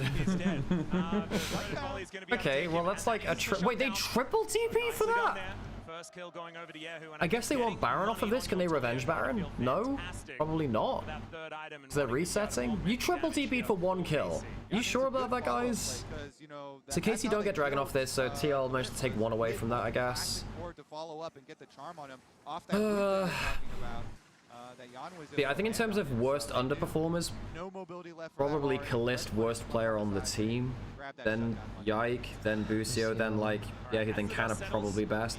Maybe Yehu actually. I actually think Yehu's been the most consistent personally. Like Kana's had a few months I've got like the Vayne tumble, right? Again, I think it's a much of a muchness, right? But Yike and Busio in particular, considering I think in some ways they were the superstars for me in terms of the engine room of Karmine Corp's a bit rough to see. Yes, of course, we are still looking at people like Hannah being like so good for the team regularly. Obviously, Calista has been very dominant with Busio, etc. I don't want to say there aren't other great parts of KC, but often when I was watching KC, I thought Yike and Busio are a lot of where things happen. I was actually fun to replay myself. Yeah. So Calista has flash and he dies without using it. Oh, he gets hit by the W. Yeah. Okay, the center W hits and then it's just instant death. Also, like, okay, great. You got a one shot onto the Nautilus. Nautilus, but of all the people you could one-shot, is Nautilus really who we want to see one-shot? So this, well, actually, you know what? Okay, next time the fight ends, we're gonna go slow-mo replay of that because there's some more stuff I want to pick up. Oh, that's probably dead Corp. Oh, he's actually alive. That is really bad. Olaf dead, but quick gets resets. Doesn't get ult onto Kiehu. Cat has been CC for forever. Blast Cone maybe sits him to safety. Interrupted again. Resets are too strong, man. Yeah, so it was charm into last embrace into another charm. I'm actually, so they'll get Baron off this. I just want to show that, like, this is this thing about Qiyana. If you're playing Qiyana, you want to make sure you're coming out of you want to come out of vision, because he chooses to go towards, like, he's trying to get Yon as well here. Yeah, well, hang on, they're showing the other replay here. I'll show you the proper replay here. This is the other fight. But I want to go back to that last fight before that. This is even with, like, Jose having a bad fight. This is a bad fight from him. He does get kind of one shot. Yeah, I mean, fair play from Yike, gets a decent play there. I'm going to call it out as well. Kalist puts his full combo into a Nautilus and doesn't even kill the Nautilus. That's just a very, very bad DPS check. We've got CC on the Nautilus, right? Oh, auto Q. We got a big fight. I think we got a little bit of time. Anyway, I'm gonna go back to this one fight here. Because basically, if you're on Qiyana, you want to make sure that you don't come out of, like, because he's on vision this entire time. Like, Yon is a good flash, but, like, it's completely expected. I think that, you know, Yike feels pressured to do this, but that's probably the worst way you can look for the combo. It's not that egregious. I don't want to call him that too much, but then obviously the W lens and it's just, you know, dead. Anyway, I just want to show that real quick. If you're on Qiyana, you want to make sure you're not giving people advanced warning. Yeah, and, like, using your flash for a play like that too is big investment, obviously, right? Yeah.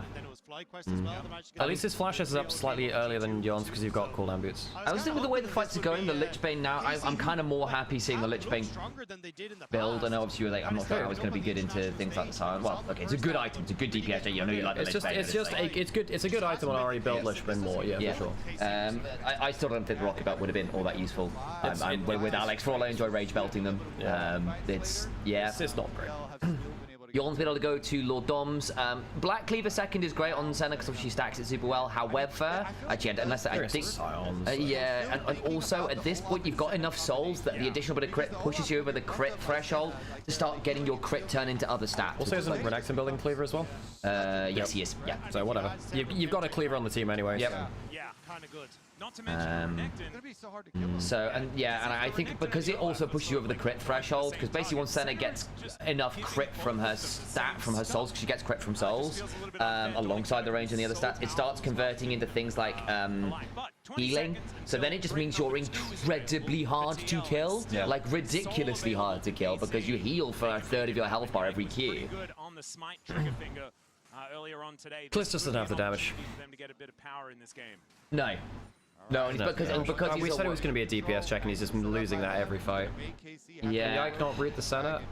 In the mid lane fight that we showed on the replay, no, because it would have still been the flash. He would have flashed out in the right timing anyway. Yeah.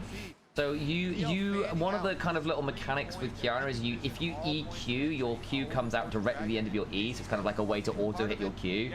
But if you pre-flash, as we saw there, your E dash goes to where the champion was before when you pressed E. And it turns out that was in fact enough of a way away that your Q doesn't land. Could be rapid fire next one. How on earth do you get on top of this Senna? Her range is going to be obscene. The move speed's kind of absurd too. Yeah, if she's got her E on, she's really fast. Again, move speed from Shiv, move speed from rapid fire cannon. Yeah, this has got to be humbling for Kalist actually. Because, you know, basically this is, you know, Casey said, oh, we think we're the best team in Europe, even though we lost finals, we think we're the best team. Come with that confidence, by all means. Yeah, come with that with confidence, but you have to back that up, otherwise it backfires hard, right? And again, part of it is like, look, they've clearly come with the mindset, we want to play for these skirmish jungle support plays. They don't look like they know how to do it. They are not in the right space at the right time. They aren't setting up the map right for them. They aren't moving around the map right for them. We are seeing the team not be coordinated to make the plays. Baron's still all bust, I think, right now. I mean, Yike's at least got some gold to maybe make a play happen. This has to be good though. Build a wall combo. Build a wall combo. Poor dies. Oh, he doesn't even die. Oh my god, Dawning Shadow, and Yike doesn't get an ult off. He's dead. Oh my god. How do they not DPS check a freaking Nautilus, man? Okay, they will kill Quid. Burns are counter coolest. Actually, hang on. It's okay, this is okay. Oh, but Canna's dying, Yon's alive. So still at 2 for 1. No, 2 for 2. Sorry, 2 for 2. That's not bad from KC. How Quid on goes to earth D. does Quid not kill off Callisto? Was it just really good from Busio? Busio interrupts him in a second round of cooldowns. He could have just got out. I mean, you are going into like a Terminus X plays 3. He's tankier than you expect. And because Sam, he doesn't have the damage because he's got a rocket belt. Legitimately, if you don't have a rocket belt and you have a better damage item, you kill. The charm lands on Yike. That's foul. Yeah, and then he gets just zeroed out.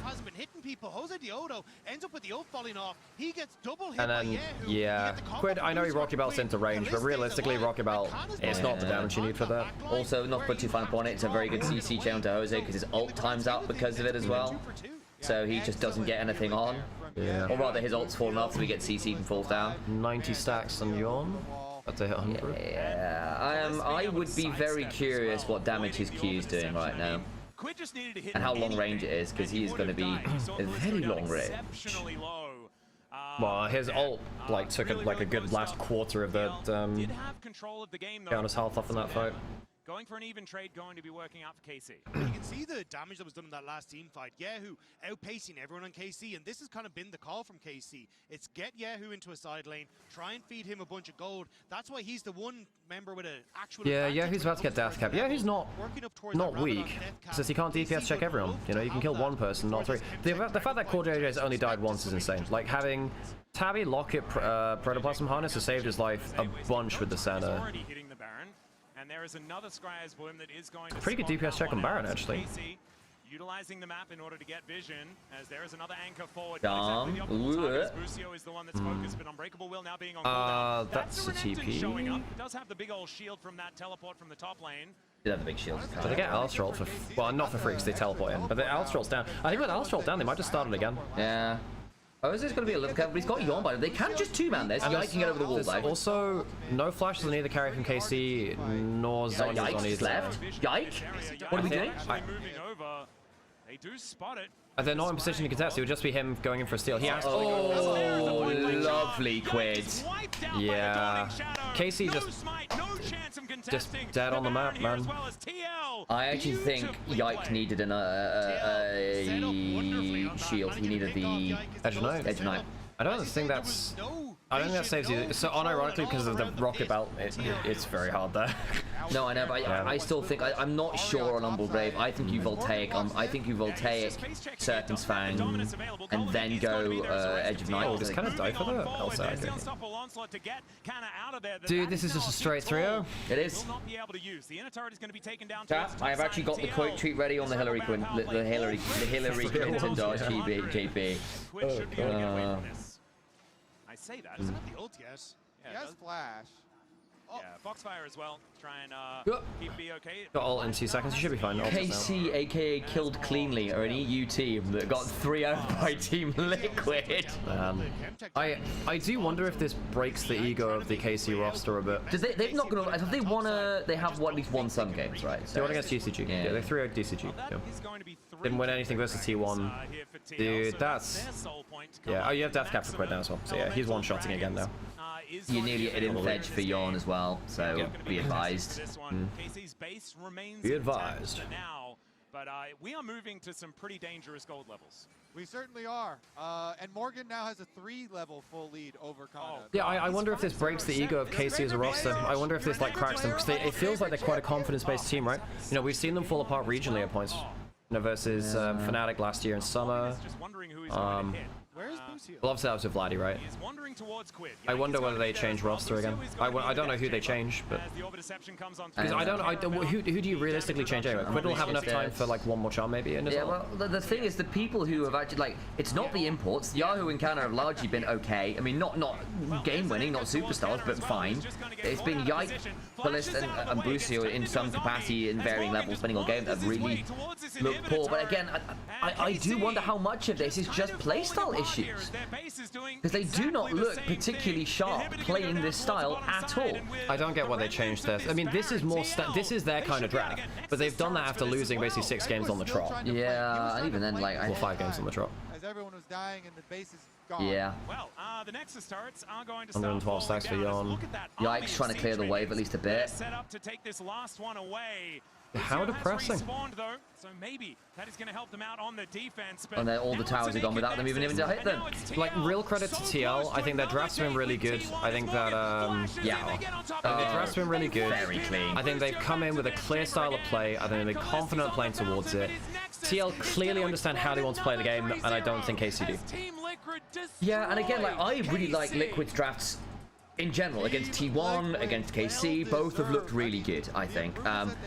Yasuo Lee Sin combos, the Senna looks really practiced. It's allowed for an Olaf. I think we see Morgan play carries and look pretty good. Like, hell, the guy was solo killing Doran. Like, that's a good sign, right? If you're going to do that. Not that Doran's been the strongest laner, right? But the point is, if you can attack a potential laning weakness in T1, you take that opportunity where you can get it. Comes and plays tanks here, does a good job of it. They look flexible, they look prepped with the drafts. I will shout out Spawn again on the team, and yes, the play's been great as well, but again, that conversation online about losers mentality, I think was a real nothing, but people did not get what the conversation was, because it was more about, look, if you make mistakes, don't sweat it. You're going to make 1 or 2 against teams like T1. The important thing is that it doesn't break you. You can't get thrown by making the one mistake. You have to be more resilient than that. It's about resiliency and mindset, and not letting one play stop you from making the next. I'm not gonna lie, I'm really worried about, because obviously coaching is a bit of an ephemeral term within Western League of Legends. Yeah.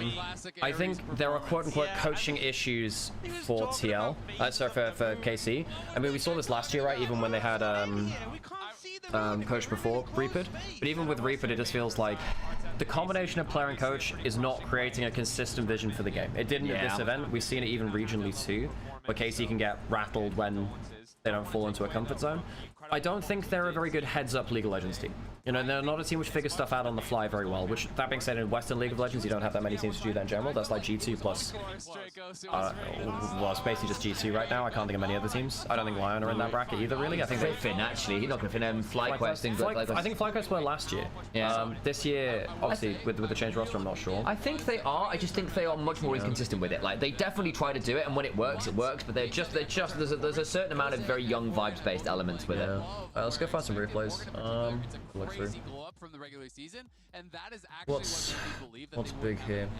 So obviously this is the fight. This is where KC is still in the lead. Oh, this was the dragon fight pit, but they managed to keep. Yeah. So what's Yawn in this fight? Because I think Yawn and Quid actually have a. They do it like Jose's here is bait, and honestly the hook is wiggling and juicy. You can also why KC look for this. The fact that Yawn and Quid nearly turn this is wild, by the way. So managed to catch R on the back, whatever. But you use Yike's not that high HP. No one's teleporting in. So it's a 4v4. 4v4 pretty straight up. No Renekton, no Talia, and those are fairly important members not to be here. To back, Aftershocks used. This should be just one fight. So bait, watch Yawn. Good. Charms wide. Good jumps in. It's not a good... When you miss the Q like that, you should be able to turn and kill. It's a double Q Dawning Shadow that's really nice for me. Yawn legit saves that fight. Yeah. Watch this Q Dawning Shadow. Nuts. Gives the healing onto 2 and the ult gives... They have to back off from that. Yeah. Like, if a Charm or a Q had landed, I think Yike or Kalista dead here, by the way. If Quid hits one skill shot here, it's over. The Q backswing, the axe coming through. That is a surprising amount of damage. When does Busio use his combo? So Busio has his combo. Jose uses ult. When does he use ult? He uses ult now. There's a chance that Busio should actually not use his Q to try and bait ult. Well, they do bait the Jose. Like, Olaf now doesn't have ult, so they do at least bait that out. So I'm not Piling on your opponent. I don't necessarily. I'm not like completely against boost here using it because it does get the ult and they do time. No, it's just more use your W, not your Q. No, I'm with you. Okay, So I'm like right. you can maybe You maybe don't need to use the full combo. Yeah. It's a big gamble to make in that spot, but then you don't. Like you're only level 6. Your combo is not that short a cooldown. No follow up. You just have Scion on your screen. Varus is too low HP. You should just be disengaging here. Like you don't have the HP anymore. You should actually just be disengaging. So I think KC had weaker drafts, weaker practice on this style of play. I wasn't convinced by their draft priorities relative to what they were giving up to get the lanes they were looking for.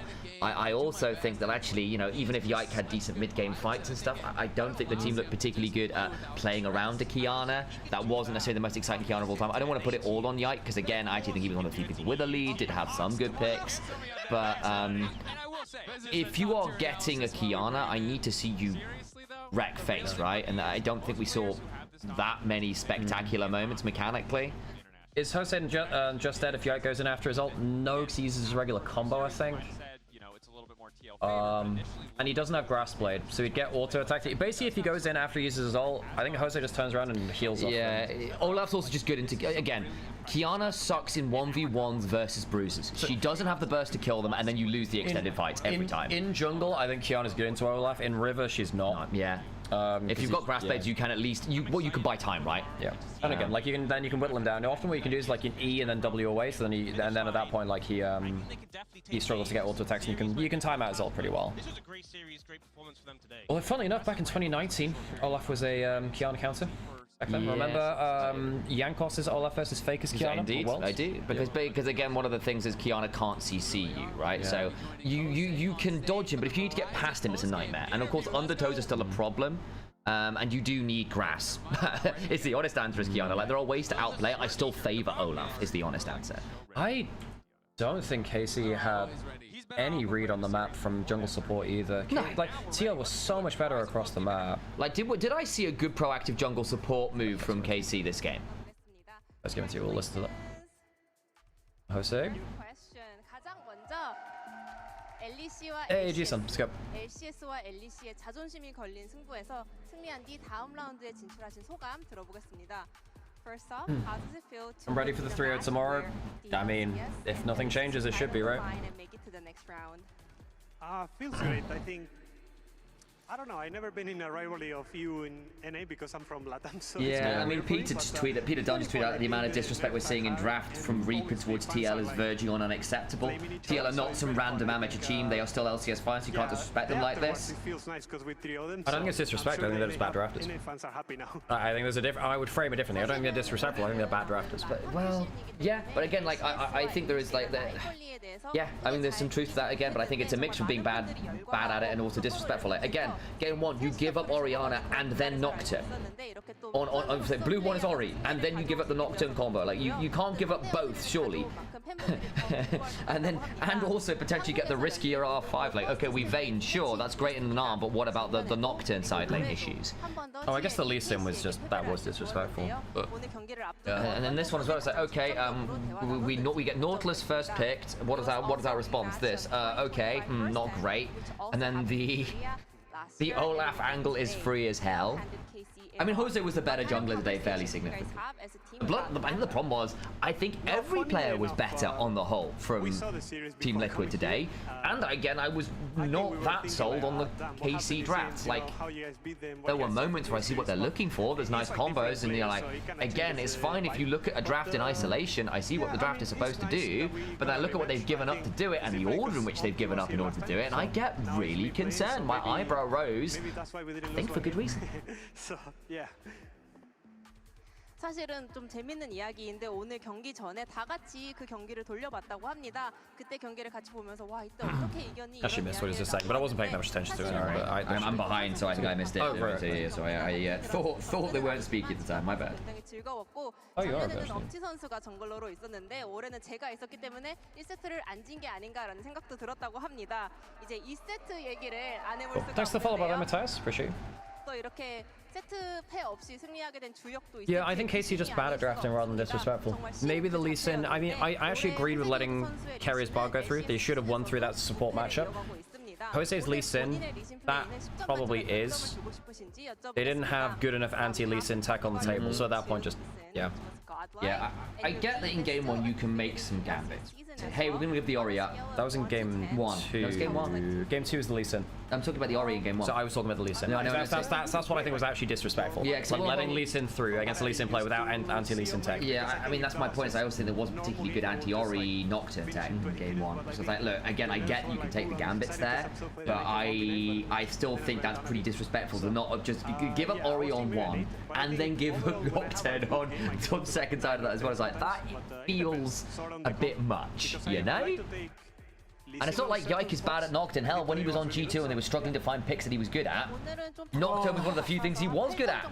And then they shut the bed at 24 Worlds with him on Nocturne, so... Yeah. 사실은 리신으로 거의 뭐 1대9도 할 수 있고 너무 잘 컸기 때문에 한 20분대에서 경기를 끝낼 수도 있었을 텐데 사실은 리신이 너무 잘 큰 나머지 나 너무 센데 나 진짜 아무나 다 shut the bed? 이기겠는데 I think Canna wasn't great, but I don't think he was the issue. Blame goes for me, like Kalista, Yike, Busio, and then solo laners were fine, but not great. Yeah, and so Alex had a really good little breakdown on this after game 2, where they were talking about they had 4 members in the river and they disrespected the globals from the Pantheon, the semi-global from the Ornn, to make it a much more even fight. But KC had spent an insane amount of time, wards, resources to make topside river theirs. They put all of their time and resources to make that happen, and Canna was playing as if he was going to be the one with priority and vision to work with. The fact that the river play goes so wrong then leads to him dying 10 seconds later because he'd set up the wave in a way to have that work out. Then it goes wrong, he dies. That happens pretty often in this series. Like there's not that much you get to do as a top laner there, aside from cry. I hate to say it. Semifinals against, I don't remember the team, but I don't know. I realized he was playing Fiddlestick, but he also played Lee Sin. Fiddlestick's Lee Sin. I followed him throughout the tournament, and I really like his game style and how he played the games. And since I was younger, you know, every mechanic that I see was like crazy. So I don't know. I really love Insect when I was younger. Yeah, so this was 2014. He played that versus OMG in semi-finals of Worlds 2014. Yeah. Yeah. It was 2014 semi-finals is what he's talking about. Yeah. I'm pretty sure he played the Fiddlesticks versus OMG, I think it was. So they now, did OMG played quarterfinals Worlds 2014? Quarterfinals Worlds 2014. Check. Who did they play in that bracket? Because he was their quarterfinals opponent. Oh, so no, it was against... Yeah, so they played EDG in quarters, then OMG in semis. I think it was OMG who played the Fiddlesticks versus. Yeah. 혹시 인색킥과 함께 샤라웃 한번 부탁드려도 될지 여쭤보겠습니다. I think Insect must be really happy watching this interview. Would you like to give him a shout out while doing the iconic Insect kick? Yeah. Give me Oh, that's cute. Amazing. Insect, one of the greats. I'm glad that people still call out like those old greats like that, because we saw Kerio shout out Mad Life. I would say calling out Insect. Like, these are players which like defined our game, you know, alongside people like Faker, but yeah. The final gate to the bracket stage. In a rematch up against T1, what do you think will be the most important? Well, I think it's important that we learn about our mistakes against T1. I think the way they play the game is super aggressive and they're really fast on the map. So I think if we try to match their style and try to match their tempo, we should be better than last time. But we know that they're the highest or the hardest team in this plane. So yeah, we just have to have a good day and we have to keep going. The question is, will T1 even lose a game, basically? Yeah, because again, the thing is, I think Liquid actually pushed T1 fairly well. I think Liquid have been the best drafting team in planes by a fairly significant margin. I think we've seen that across multiple different series where they've actually managed to have... Every series has been something new and creative. I've gone, yeah, that was cool. The Lee Sin Yasuo combo from today, right? Great example. I think T1 have got a weird potential issue with... I want to keep an eye on it, but basically, I think they are struggling to set Doran up in draft. And I think that is then leading the draft into really awkward holes. Like, again, off the R5, for example. I think it's fun. Cool. Who told us that he was undefeated? Who told us that he would win? I think it's a fast clap. Why do we need to slow? Apparently KC have still yet to beat NA. Good job. Let's go! Yep, they lost against TL at first time last year. That's my goat. And that's the only time they've been international. That was a good solid high five too. Yeah, sorry, Draco, so we had to do you like that. I know, you don't have to hold back. Don't hold back on my account. I need you to tell it like it is. I mean, I did tell everyone that I have never lost to Europe because I haven't had the honor of playing G2. So that's the he's goal, not played to get the G2, so he's not lost to matchup, Europe. That's because funny as heck. When I first took over as head coach, I said, like, we want to build... He spilled a drink on his shirt, folks. He's got it. Yeah. I think so far Because he might be where the mic was. So let's not get too ahead of us, but we haven't lost to anyone else from Europe and didn't plan on doing it. That's a sippy cup incident, Sam. I can tell you. One thing I wanted to ask you about is we were just talking You can about tell, this Sam, because it's also. Oh, it could also be so do it. I doubt it, but I think it's a I think sippy it's cup. where it's sat down, because you can see where he's been sat down, it's gone down both. I think it's a sippy cup incident. Yeah, I agree. What has happened from him? I think he has done that, you're right. From him here, you know, it's like Doran. He's chain solo killing Doran. He's solo killing Kana after getting cheese. Morgan's been fantastic. Yeah, Morgan was the better top liner today. Yeah. Like, what has happened? He is just actually, I'd just be interested to hear. I'm a little behind, so I should get this now. When we brought the team together, is everyone was like, oh, Yon can carry, and then Yon saying, oh, but Quid, when I played against him on 100 Thieves, he was a huge carry, and Morgan's like, you know, this is how I'm known to play the game, as more a supporting role.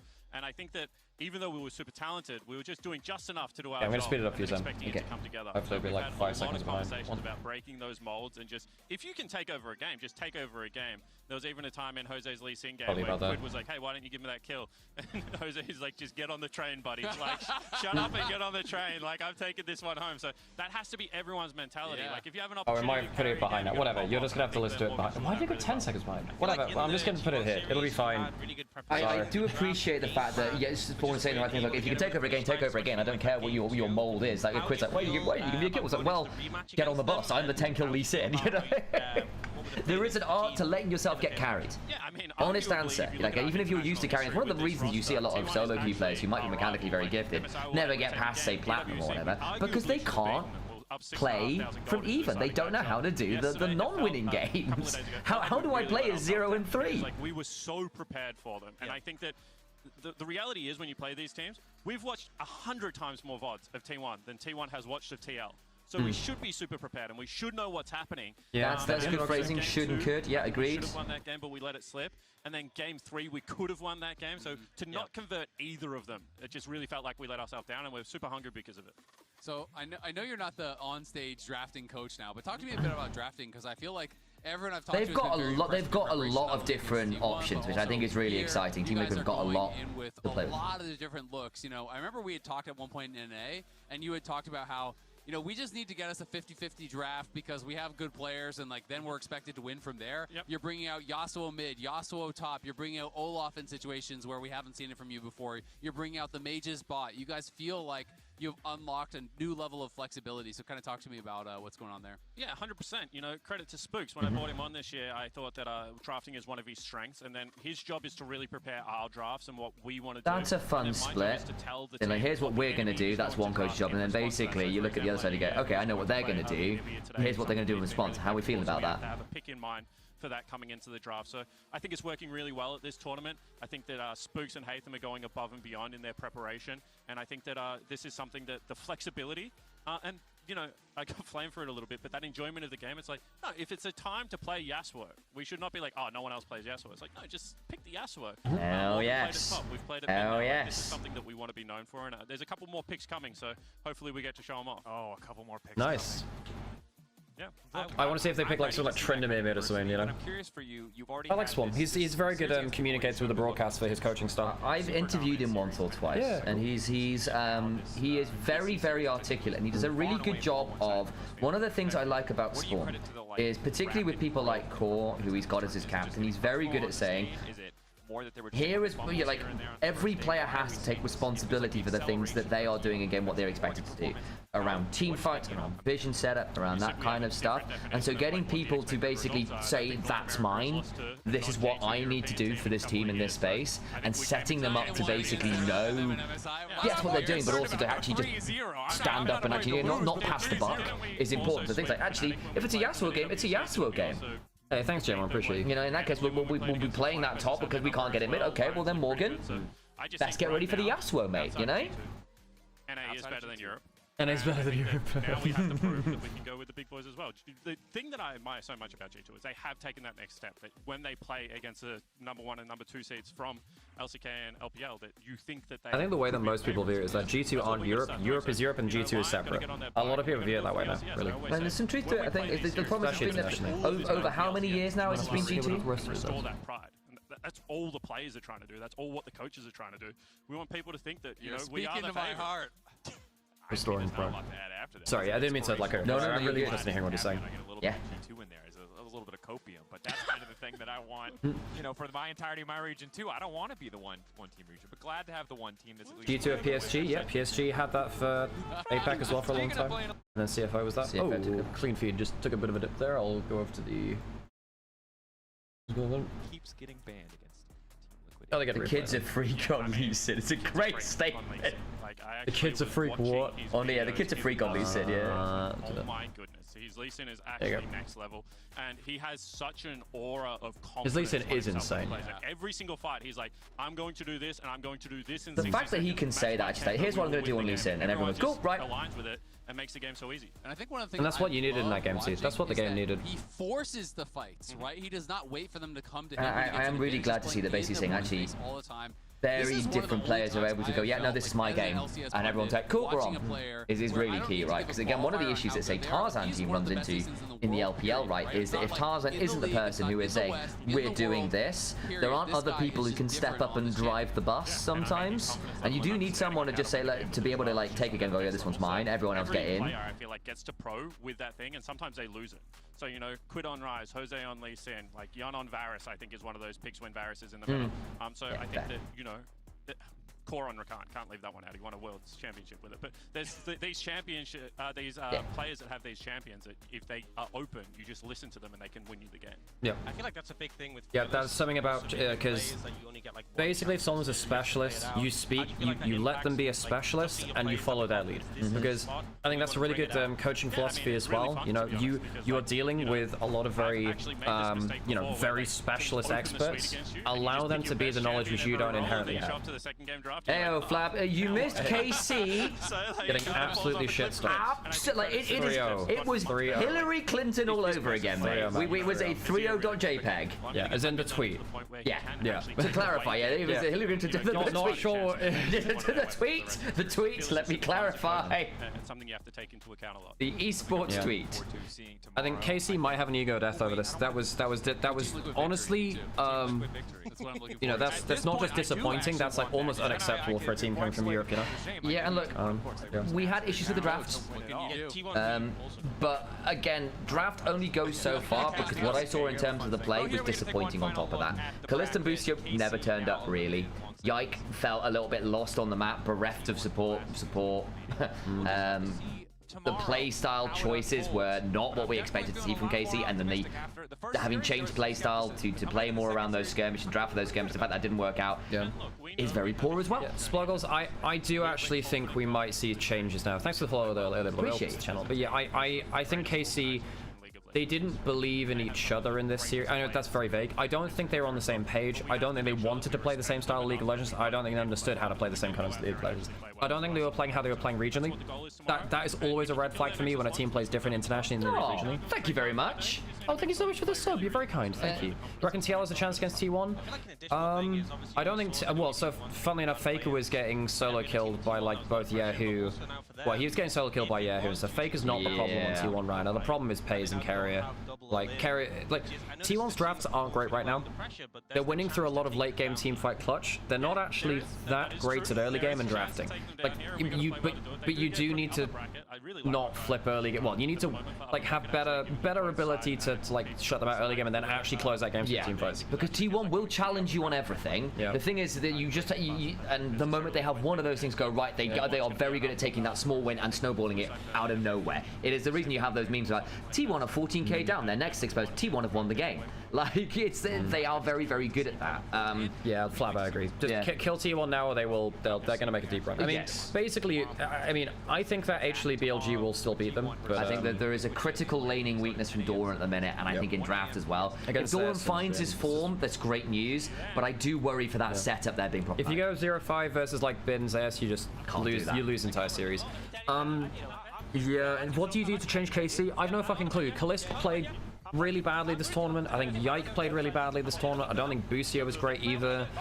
Yeah, Hugh and Meccano were fine, but they weren't special enough. I don't think the drafts were good. I think that their macro was very disrespectful as well. They clearly didn't understand where people were on the map. Like, this is a leaking ship. They have, like, multiple holes in the whole damn ship. I mean, this is... The problem is, so many things went wrong for them at MSI which weren't going wrong domestically. How do you triage that? I can't tell you what they do to change that, because regionally in MSI, just two different teams, you know? I think if there was two things you could do, I think for me, first place you look, it's not the players, it's the coaching staff. Yeah.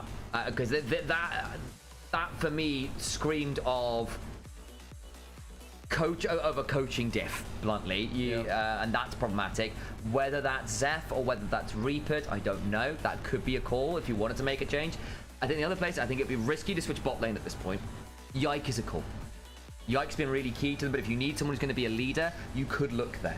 The question is, who do you find in the jungle that's an upgrade from Yike? And in Europe, it's Skewmon, but you're not getting Skewmon. I mean, actually, if you wanted to do it, here's my bold call. Look at Jankos. Yeah? No, not Jankos. So Yukino would be the curveball, I think. Yukino would be actually Yukino's a really good chat if you want to play. But I wonder, but then you can keep Yike on, but you could potentially bring Jankos as on a kind of like as a sixth man and give that a go, because I think there's some if you wanted someone who's experienced shot caller to change things up, is if you need someone to just basically be a voice for a team when things are looking dumb. Yeah, I really that would be my hot take, and it is a hot take. And I don't think you can change support. I think you clearly well, Alvara's off form, and he wouldn't leave MKOI anyway, and you certainly wouldn't go to KC. Yeah. You're not getting Labrov. Yeah, I actually think the problem with Casey is, like, on terms of paper, you've capped out on individuals that are available to you. So you're realistically looking to change for like chemistry, right? So that's the reason I'm saying look for veteran leader who's good enough to do that. Yeah. Well, it's not going to find it in jungle. You're not going to find it support or AD carry. Oh, sorry. Now. I just realized I have a Na'Vi jersey on the back. So they said, "I'm so sorry, Flab. You didn't need to see this. I'm so sorry." So no, not my second team. But yeah, Na'Vi sent us a jersey. But thank you, Na'Vi. They sent us sent me a 30th birthday present. You know, it wasn't that. They asked independently, but it just so happened to turn up on my birthday. So yeah, happy birthday. That's the thing for that. Yeah, turn 30. But I don't actually know what KC do to change this. I think that you're looking at chemistry and you're looking at a style of play. And the problem is this works regionally. They're clearly the second best team within Europe. Hey, thank you so much for the resub, Kirby. You're very kind. Hello, League of Legends, Nymaera. I have figured out what is wrong with the League of Legends team Karmine Corp. Their mid laner, League of Legends player Yahoo, built the League of Legends item Hextech Proto Belt. This is true. For this sin, I believe that he should be forced to play Heroes of the Storm in the year of our Lord 2026 AD Anno Domini. Regards, your ex Kirby. Okay, folks, we're probably gonna head off now. We'll see you again tomorrow for T on TL. But yeah, the KC question, it's very open-ended. I don't envy being on the org. I don't actually know what they do. I think that, yeah, talking about Peter Dunn's tweet, is it disrespect? Is it just disrespect? I don't actually think it's always disrespect. I think it's bad drafting. I don't think it's disrespect, because like they let through Carrier's Bard. But they had a counter matchup. That's fine. You can't be afraid of every champion, and I understand that everyone bans Carrier's Bard, but I don't think you can all just take that as de facto. And in game 1, I'm okay with it. That was in game 2 for that series. Yeah. And that almost won them the game. I actually didn't mind that at all. But then the problem was, like, against Jose's Lee Sin, I don't think they respected it, and it was a bad draft because they didn't counter it. So that the problem is, like, I thought the case, the T1 one, I'm like, okay, that's fine. But against TL, that was clearly disrespect and bad drafting. Anyway, we're going to leave it there. We'll radio over to someone. Thank you for joining us, and we'll see you next time, I guess. Yeah. We need 28 normal subs today to hit Partner Plus. That's true. Can anyone make this happen for me in the next 2 minutes? 28 individual people in chat. I mean, come on, guys, I believe. There's also Opera GX, which you could get some fun things in today. Like, come on. Step it up, guys. Who's online? Who's actually still going to be online after it and after this, though? Anyone? No one's raided me. That's online. Let's just go find someone like Gen X. Fine, I'll raid you over to Gen X. He's playing some. Solo queue. All right, folks. You're on YouTube. The show will end here. If you're on Twitch, we'll raid you over and catch you again tomorrow for T1 vs TL, the qualification.